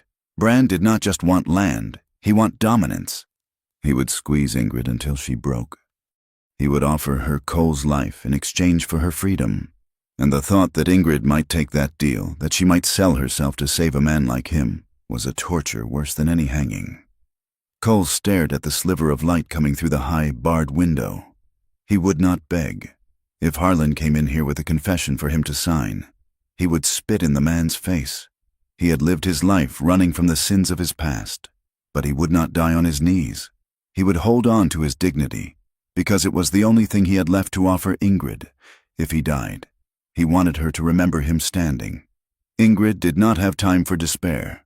She was moving with the cold, focused energy of a woman who has realized she has nothing left to lose. Marion Locke paced the kitchen of her small house, wringing her hands in her apron. "It is suicide," Marion said. "The depot will be crawling with them. It is the only way," Ingrid said. She was wrapping the ledger and the affidavits in oilcloth, tying the bundle tight with twine. The rumor Marion had heard that morning was their only lifeline. A United States Marshal, a man named Davies, was passing through on the noon train, heading for Denver on Federal Railroad business. He was outside Harlan's jurisdiction. He was outside Brand's payroll. "But I have to get to him before the train leaves," Ingrid said. "And I have to get past Brand's men to do it." Marion looked at her. Ingrid wore her work boots and a heavy canvas coat she had borrowed from Marion's late husband's closet. She looked like a soldier. "I will create a distraction," Marion said, her voice trembling but determined.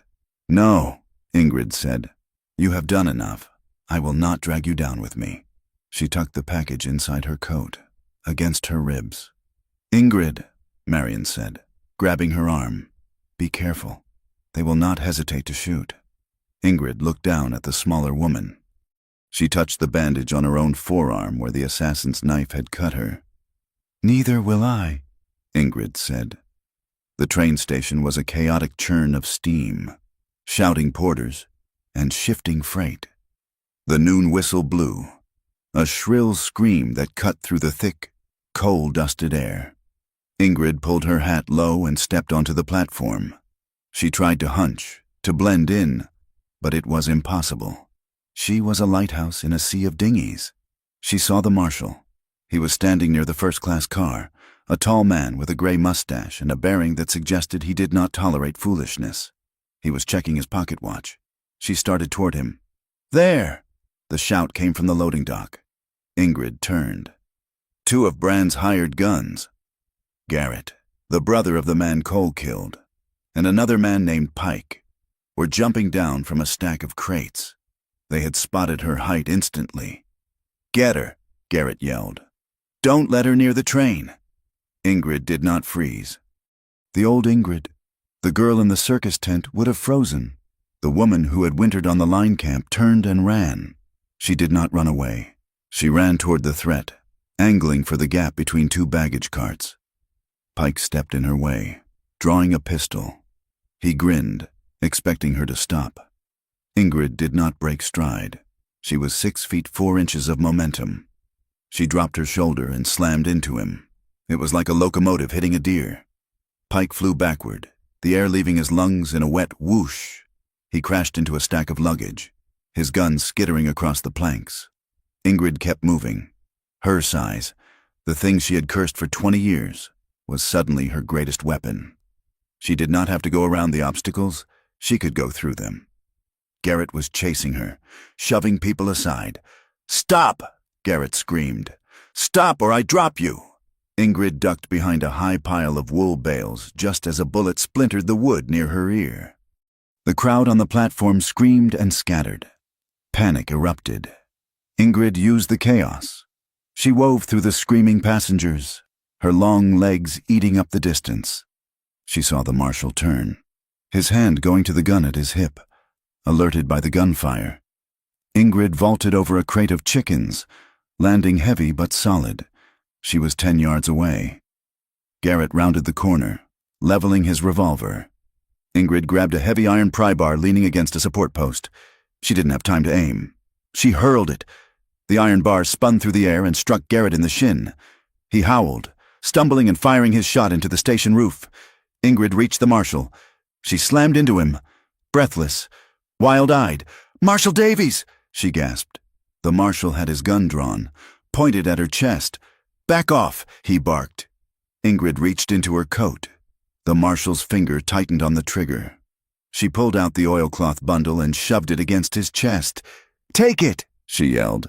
"Read it!" "It is the proof." "Proof of what?" the marshal demanded, looking from her to the man writhing on the ground. "Corruption!" Ingrid shouted over the noise of the hissing steam. "Theft! Murder! Sheriff Harlan and Silas Brand. It is all there. The cattle brands. The water rights." Garrett was trying to stand up, reloading his pistol. "Marshal!" Garrett yelled. "That woman is a fugitive. She is dangerous." The marshal looked at Garrett, then at the frantic woman towering over him. He felt the weight of the ledger in his hand. He looked into Ingrid's eyes. He saw terror there, yes, but he also saw a ferocious, undeniable truth. He lowered his gun. "Stand down!" the marshal bellowed at Garrett, his voice booming with authority. "I am a federal officer. Drop that weapon or I will put you down." Garrett hesitated. He looked at the star on the marshal's chest. He looked at the crowd watching. He spat on the ground, holstered his gun, and limped away into the smoke. The marshal looked at Ingrid. He opened the oilcloth. He flipped through the pages, seeing the columns of altered numbers, the signatures. "This is serious." "Miss," the marshal said, his face hardening, "if this is authentic, half the lawmen in this county are going to prison." "It is real," Ingrid said, her chest heaving. The marshal looked at her. "You understand what you have done. You have started a war. They will come for you. It will turn violent." Ingrid straightened her coat. She wiped a smudge of soot from her cheek. She looked at the blood on the platform where Pike had fallen. "Mr. Marshal," she said, her voice dropping to a register of absolute calm. My life has been violent since the day I was born. People have pushed me, poked me, and hunted me. I am done being quiet. I am done hiding. Let them come." Silas Brand did not wait for the law. When words reached him that the ledger was in federal hands, he knew the legal game was over. He switched tactics instantly. If he could not own the land by paper, he would scorch it so that no one could have it. He sent riders. Ingrid saw the dust cloud from the edge of town. She knew where they were going. She did not go to the sheriff. She went to the livery stable. She saddled her horse with fast, efficient movements. Marion Locke appeared at the stable door. Behind her were 3 men: Miller, Jensen, and a young homesteader named Aris, whose barn had been burned the month before. They carried Winchester rifles and grim expressions. "You are not going alone," Marion said. "We are tired of being picked off one by one," Miller said, checking the action on his rifle. "If they take the Rourke claim today, they take mine tomorrow." Ingrid looked at them. For months, she had been the outcast. Now, she was the captain. "Ride hard," Ingrid said. They thundered out of town, a ragtag cavalry racing against destruction. When they crested the ridge overlooking the creek, smoke was already rising. Brand's men were there. They had tied ropes to the porch of the cabin and were using horses to pull the supports down. A fire had been set in the lean-to. Ingrid felt a scream build in her throat, but she swallowed it. Grief was a luxury she could not afford. That cabin was the only home where she had ever felt safe. It was the place where Cole had warmed her gloves. It was the place where she had learned to bake bread. It was the proof that a gentle life was possible, and they were erasing it. "Spread out," Ingrid shouted to her small band. "Fire over their heads! Drive them off!" She spurred her horse down the slope. She raised the shotgun she had carried since the ambush. She fired into the air. "Get away from there!" she roared. The Brand riders, surprised by the resistance, scrambled for cover. Bullets whizzed past Ingrid, snapping like angry insects. She did not flinch. She rode straight for the fire. She jumped from her horse and grabbed a shovel leaning against the trough. She began throwing dirt onto the flames, licking up the side of the cabin logs. "Water!" she yelled. "Get the buckets!" Miller and Jensen dismounted and opened fire on the riders, providing cover. Marion ran to the creek. Ingrid fought the fire. The heat seared her face. Her eyes watered. She shoveled with a mechanical fury, her muscles straining. She watched the flames catch the roof. She saw the shingles curl and blacken. It was no use. The wood was too old, too dry. The fire climbed faster than she could fight it. The roof groaned. Sparks showered down. Ingrid stood back, her chest heaving, her face streaked with soot and tears. She watched the cabin, her sanctuary, turn into a skeleton of orange fire against the blue sky. She felt a hollowness open inside her. They had taken it. They had taken the wood and the stone. But as she looked around at her neighbors firing back at the tree line, defending the patch of scorched earth she stood on, she realized something. They could burn the house, but they could not burn the claim. And they could not burn her. The grief turned sharp. It crystallized into a cold, diamond-hard rage. She turned to the ridge. "Keep firing," she ordered. "Do not let them cross the creek." The standoff lasted an hour. Then, a bugle sounded. Not the cavalry, but close enough. Marshal Davies rode over the hill, flanked by 4 deputies and, surprisingly, Sheriff Harlan, who looked pale and was riding with his hands tied to his saddle horn. "Cease fire!" the marshal shouted. Brand's men in the trees hesitated, then lowered their guns. They saw the federal badges. They saw the sheriff in custody. The game changed. Silas Brand himself rode out from the tree line. He was dressed immaculately, as if he were attending a garden party, though his horse was lathered. "Marshal," Brand called out, his voice smooth but tight. "You are interfering in a private dispute. These squatters are trespassing." The marshal rode down to the creek, his horse splashing through the water. He pulled his horse up in front of Ingrid. He looked at the burning cabin, then at Brand. "I have read the ledger, Brand," the marshal said, "and I have heard the testimony of your sheriff here. He was quite talkative once we explained the federal penitentiary term for conspiracy. Brand's face twitched. "It is slander. It is evidence," the marshal said. "You are under arrest, Mr. Brand, for fraud, racketeering, and attempted murder." Brand looked around. He saw his men backing away. He saw the homesteaders aiming rifles at him. He saw his power evaporating like mist. He looked at Ingrid. She was standing amidst the ashes of her home, soot-covered, holding a shovel like a spear. She looked magnificent and terrifying. Brand snapped. The veneer of the gentleman cracked, revealing the vicious animal beneath.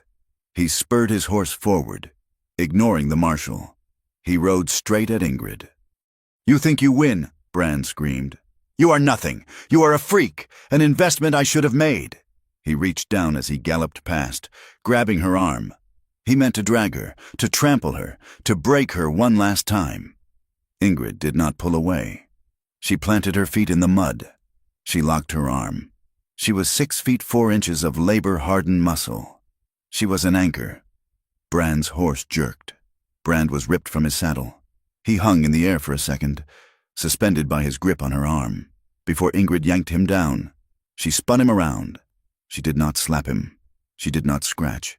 She balled her large, capable hand into a fist and drove it into his jaw. It was a punch thrown with 24 years of suppressed anger. It was for the circus tent. It was for the stairs. It was for the cabin.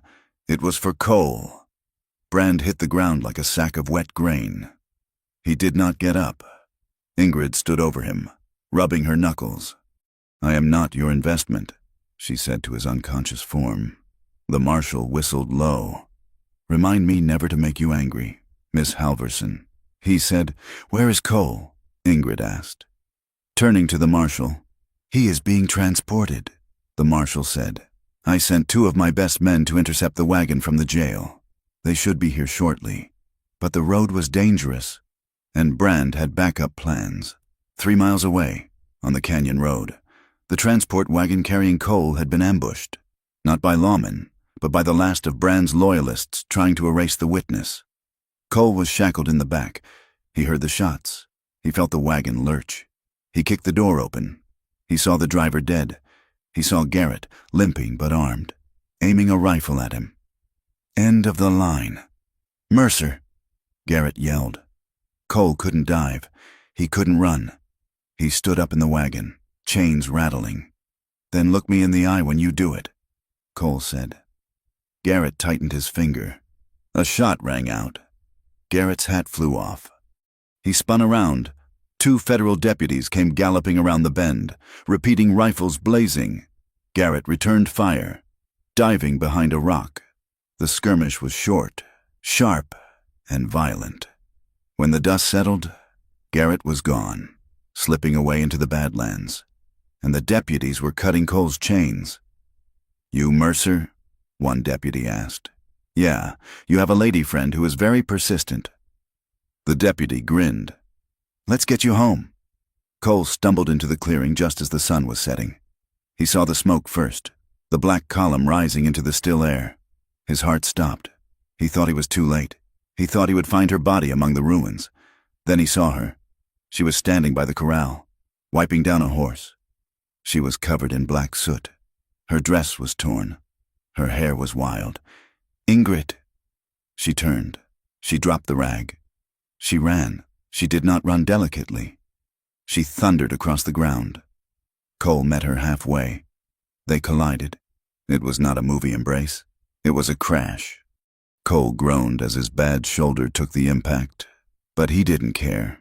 He wrapped his arms around her waist, burying his face in her neck. She wrapped her arms around his shoulders, pulling him down, lifting him up. They held each other with a desperate, crushing strength. They were checking for broken bones, for bullet holes, for reality. "You are alive," she sobbed into his coat. "You are alive. They burned it." "Cole," she said, pulling back to look at him. "They burned the cabin?" Cole looked over her shoulder at the smoldering pile of logs. He looked at the devastation. Then he looked back at her face, smeared with ash and tears, alive and fierce. "Let it burn," Cole whispered. "It was just wood. You are here. We are here." He kissed her. It tasted of smoke and salt and survival. It was the kiss of two people who had stood on the edge of the abyss and refused to fall in. They did not go back to town. They could not leave the claim.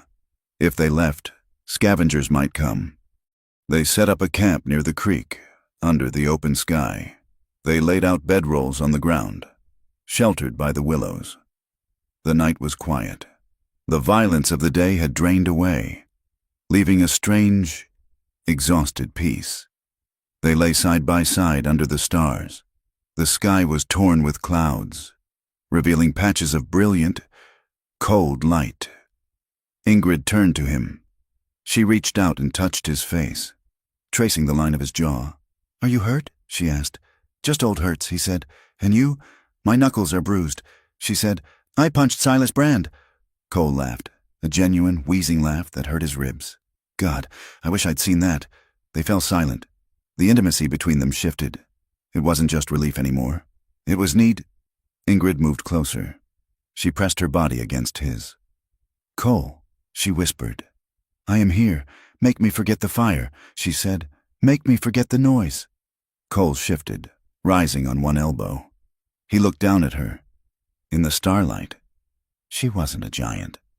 She wasn't a spectacle. She was a landscape he wanted to learn by heart. He kissed her throat. He moved slowly. He waited for her breath to hitch, for her hands to guide him. Ingrid's hands moved over his back, feeling the scars, the muscles. She felt the power in him, but she also felt the restraint. He paused when she tensed, waited until she relaxed, and then continued. It was a slow, deliberate reclaiming of their bodies. After a day of violence, this was an act of creation. It was soft where the world was hard. It was quiet where the world was loud. Later, as they lay tangled together under the blankets, the creek bubbling nearby, Ingrid rested her head on his chest. "I'm afraid," she admitted into the dark. "Of what?" Cole asked, stroking her hair. "That loving you makes me weak," she said. "Before, when I was alone, I had nothing to lose. I could be hard. Today when I thought you were dead, I wanted to die too. That is a weakness." Cole was silent for a moment. He watched a shooting star burn out overhead. "I used to think that too," he said. "I thought being alone made me strong. I thought if I didn't care about anything, nothing could hurt me." He tightened his arm around her. "But I wasn't strong. Ingrid, I was just empty. And it is easy to be empty. It is hard to be full." He kissed the top of her head. "Love doesn't make you weak. It's the only thing that ever made me try to be better. It's the reason I didn't kill Harlan today. It's the reason you fought Brand. It gives us something to defend." Ingrid closed her eyes. She felt the warmth of him. She felt the solid ground beneath her. She realized he was right. She wasn't weaker. She was just heavier, anchored to the earth by something that mattered. The next few days were a revelation. The town, once united in its mockery, fractured. Many still whispered. They called Ingrid a troublemaker, a witch who had bewitched the cowboy and brought the federal government down on their heads. They crossed the street when she walked by, but others changed. Mr. Miller rode out with a wagon of lumber. "It isn't much," Miller said, kicking the wood off the back. "But it's seasoned pine, good for framing. Mrs. Jensen brought a basket of eggs and a quilt. Marienlock brought nails and tools. They didn't say much. They didn't apologize for the past. But the gifts were an acknowledgement. You stood up. You fought for us. We see you." It was a small glimmer of hope. It was not acceptance, not fully, but it was respect. And for Ingrid, that was enough. Marshal Davies came to the camp 3 days later. "Brand is in custody in the territorial prison," Davies said. "The trial is set for next month. It will be the biggest spectacle the territory has ever seen." "And until then," Cole asked. "Until then, he is dangerous," Davies warned. "He has lawyers. He has money buried where we can't find it. He is already sending messages. He is desperate, and a desperate man is a cornered rat." He looked at the pile of lumber where they were starting to rebuild. "Watch your backs," the marshal said. "This isn't over. He will try one last thing to kill the case. Or to kill you." Ingrid looked at the frame of the new cabin rising from the ashes. She handed Cole a hammer. "Let him try," she said. "We are not going anywhere." Cole took the hammer. He looked at her, tall, strong, her hands rough from work, her eyes clear. "No," he said. "We are home." He drove the nail into the wood with a single, ringing blow. The summer heat descended on the territory like a heavy wool blanket that no one could shake off. It was July, and the high plains shimmered in a distortion of heat waves that made the distant mountains look like they were melting into the sky. The creek ran low and sluggish, the mud cracking into geometric patterns along the banks. The air was thick with the sound of cicadas, a relentless, sawing drone that grated on the nerves. Tension lay over the county seat, heavier than the heat. It was in the way men looked at each other on the boardwalk, hands hovering near waistbands. It was in the way women hurried their children indoors when a rider passed. Everyone knew that the reckoning was coming. The law, which had been a fluid, purchasable thing for so long, had finally hardened into something sharp. And Silas Brand was not a man to let go of the reins without breaking the horse's jaw. The courthouse was packed an hour before the gavel fell. The room smelled of unwashed bodies, stale tobacco, and anxiety. On the left side of the aisle sat Brand's allies, cattlemen with silver spurs and hired guns, who looked bored and dangerous. On the right sat the homesteaders, the small-time ranchers, and the women. The women watched with a particular intensity. They sat with their hands folded in their laps, their faces stony, waiting to see if a woman could stand up in this room and speak without being destroyed. Ingrid Halvorsen sat at the defense table. She wore a simple gray dress that Marion Locke had helped her sew. It fit her shoulders. She did not hunch. She sat with her spine straight, her hands resting on the table, still and composed. Cole Mercer sat beside her, his face a mask of granite, his eyes scanning the room, marking the exits, marking the threats. Judge Stone banged his gavel, and the sound was like a gunshot in the stifling room. Mr. Galt, Brand's lawyer, began with the theatrics of a revival preacher. He paced the floor, mopping sweat from his forehead with a silk handkerchief. He painted a picture of chaos. He described the burning of the cabin not as a crime by Brand, but as the inevitable result of vagrancy and disorder. He called Ingrid a disruption to the peace, a woman whose very presence incited unrest. When it was Ingrid's turn to take the stand, the silence in the room was absolute. She walked to the chair. It creaked under her weight. She sat, her knees pressing against the wooden rail. "Miss Halvorsen," Galt said, approaching her with a sneer he didn't bother to hide. "Let us be plain. You are not a wife. You are not a widow. You are a woman living in the wilderness with a man to whom you are not wed. In the eyes of this community, what does that make you?" "It makes me a survivor," Ingrid said. Her voice was low, rolling through the room like thunder in a canyon. Galt chuckled. "A survivor, or perhaps something else. You are a woman of unusual physical attributes. Is it not true that you rely on Mr. Mercer not for protection, but because no proper, decent man would take on a woman of your size without peculiar incentives?" The insinuation hung in the hot air, ugly and poisonous.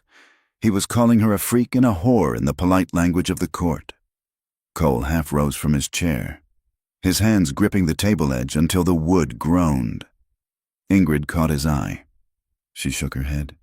"Just once. Sit." Ingrid turned back to Galt. Her cheeks burned with the old shame, the heat rising from her neck to her hairline. She remembered the carnival. She remembered the laughter. But she looked at the faces in the crowd, the women watching her, and she realized that her shame was the weapon Galt was using to silence her. If she refused to pick it up, he had nothing. "Mr. Galt," Ingrid said. Her voice shook. Not from weakness, but from the force of the truth pushing its way out. "You try to make me small by mocking how big I am. You try to make me dirty by implying my life is a sin." She looked up at the judge, then out at the gallery. "I am 6 feet and 4 inches tall. I can lift a wagon wheel. I can plow a field. My body is strong. It is not a public property for you to discuss. It is not a sideshow." She paused, taking a breath that filled her powerful lungs. And my fear is not an invitation. Just because I'm a woman alone does not mean I'm available to be taken, or beaten, or cheated. My size is not consent. I am a legal person. I have a name, and I have a claim to the land I have bled for. Some of the women in the gallery nodded. One openly wiped a tear. Galt looked flustered, his rhythm broken by her dignity. Cole took the stand next. He did not wear a suit. He wore his trail clothes, clean but worn. He sat with the weary heaviness of a man who has ridden too many miles. "Mr. Mercer," Galt barked. "Is it true you are a wanted man, a killer?" "I was," Cole said calmly. He looked at the jury. "I rode with a bad crowd after the war. I stole cattle. I killed a man in Kansas during a fight I should not have been in. I have never denied it." He pointed at Silas Brand, who sat rigid at the plaintiff's table. "That is how I know what Mr. Brand is doing," Cole said. "Because I know how thieves think. I know how men justify taking what isn't theirs. They call it business. They call it expansion, but it is just theft." Cole leaned forward. "I paid for my sins with years of looking over my shoulder. I am done running. Mr. Brand thinks he can buy the law, but he cannot buy the truth. And the truth is that he burned a woman's home because she was strong enough to tell him no." The doors at the back of the room opened. Marshal Davies walked in. He carried the ledger.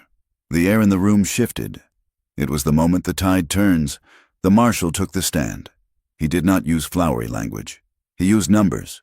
He opened the book and read the dates. He read the amounts paid to Sheriff Harlan. He read the altered cattle brand registrations. Sheriff Harlan, sitting in the front row, began to sweat. He looked at Brand. Brand looked straight ahead, his face a mask of fury.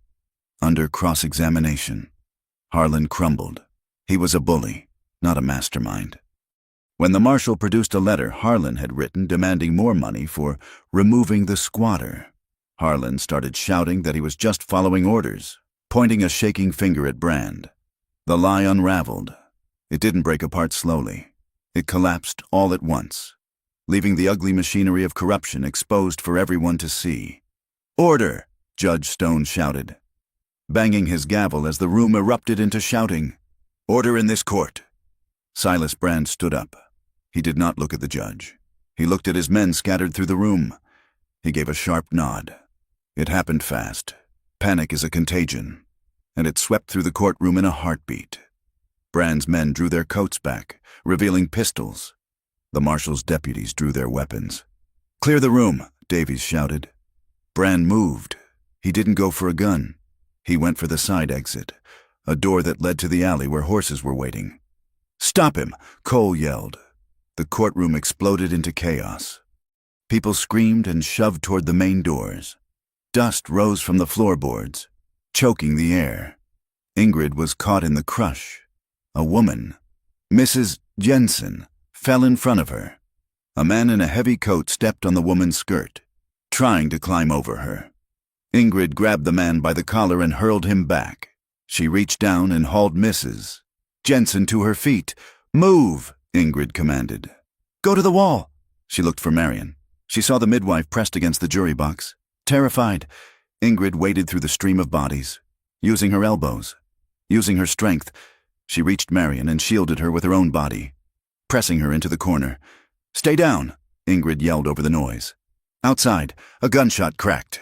Then another. Cole had vaulted the railing. He ran for the side door, chasing Brand. He burst out into the blinding sunlight of the alley. Brand was there, trying to mount a nervous horse. But between Cole and Brand stood a man, Garrett, the brother of the man Cole had killed in Kansas, the man who had hunted them for months. He had slipped back into town, a ghost waiting for his moment. Garrett stood in the dust, his gun drawn but held low. He looked gaunt, his eyes burning with a feverish hate. "Mercer," Garrett hissed. Brand kicked his horse and galloped away down the alley, heading for the open plains. Cole didn't look at Brand. He looked at Garrett. "Get out of the way." "Garrett," Cole said. "It is over. It ain't over till one of us is dead," Garrett said. "You killed my blood. It was a war," Cole said. We were all wrong. I am sorry for your brother. Truly. But I am not going to let you kill me for it. And I am not going to kill you if I don't have to." Cole holstered his gun. He held his hands out, palms open. "Walk away," Cole said. "Don't die for a man like Brand. He left you here. He ran." Garrett blinked. He looked at Brand's dust settling in the distance. He looked at Cole's empty hands. For a second, the cycle of violence seemed to pause. Then Garrett's face twisted.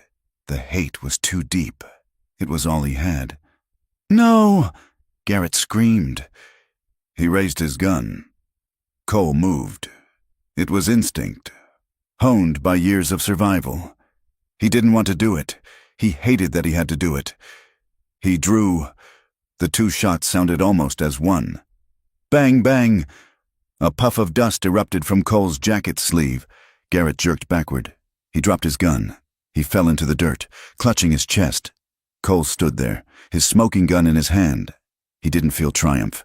He felt a sick, heavy weight in his stomach. It was ugly. It was fast. It was final. He walked over to Garrett. The man was looking up at the sky, his eyes glazing over. "Damn it," Cole whispered. Marshal Davies and his deputies came running into the alley. They saw the body. They saw Cole. "Go!" Davies shouted, pointing to a horse tied to the hitching rail. "Brand is heading for the canyon road. Go!" Cole mounted the horse. He winced. Garrett's bullet had grazed his arm. But he turned the horse and spurred it into a gallop. The chase did not last long. Brand was a businessman, not a rider. He pushed his horse too hard in the heat. 2 miles out of town, the horse stumbled and threw him. When Cole arrived, Brand was limping across the scrub, holding a Derringer pistol. Cole rode him down. He didn't shoot. He rode past and kicked the pistol from Brand's hand. Brand fell in the sagebrush. He looked up, expecting death. He saw Cole Mercer looking down at him with cold contempt. "Get up," Cole said. Brand scrambled back. "You can't kill me. I'm a wealthy man. I'm not going to kill you." Cole said, "That would be too easy." He leaned down and grabbed Brand by the collar. He dragged him back toward the road where the marshal's posse was approaching. "You are going to prison. Silas, you are going to wear chains. You are going to break rocks. And every day, you are going to remember that you lost everything to a cowboy and a mail-order bride." The arrest of Silas Brand broke the spell that had held the county in fear for a decade. When the marshal marched him down the main street in irons, the town watched in silence. They saw the man who had owned the judges and the water rights reduced to a dusty, disheveled prisoner. They saw Sheriff Harlan being stripped of his badge, weeping like a child. It was a shock.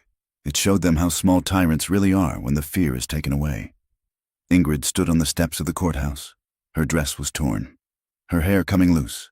She watched the procession. Marshal Davies stopped in front of her. "The claim is yours." "Miss Halverson," he said, "Judge Stone has signed the order. The Rourke land belongs to you, legal and clear." "Thank you," Ingrid said. She looked for Cole. He was standing by the livery stable, holding his arm. She walked to him. She didn't run this time. She walked with the steady, ground-eating stride of a woman who owns the earth beneath her feet. She reached him. She touched the blood on his sleeve. "Is it bad?" she asked. "Just a scratch," Cole said. "And Garrett?" Cole looked away. The shadow was back in his eyes. "He gave me no choice," Cole said softly. "I know," Ingrid said. She took his hand. "But it is done. The debt is paid. Victory in the West was never clean.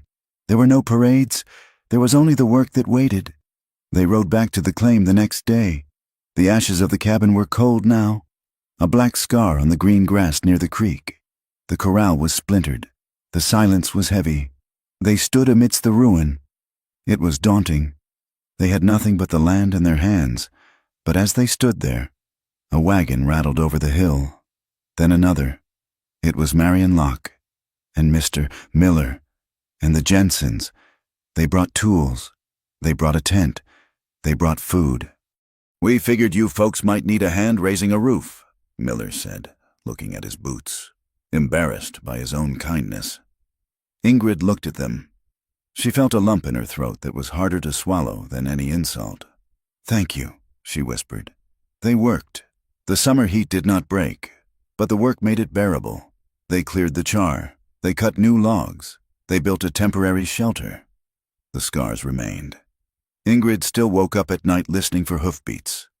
Cole still sat with his back to the wall, checking his gun. The town still murmured. Prejudice did not vanish just because the law had spoken. There were still people who crossed the street to avoid the giantess and her gunmen. But the landscape felt different. It was harsh. Yes, it was indifferent. But it was no longer an enemy. It was just a place. And it was their place. August brought a cooling wind from the north.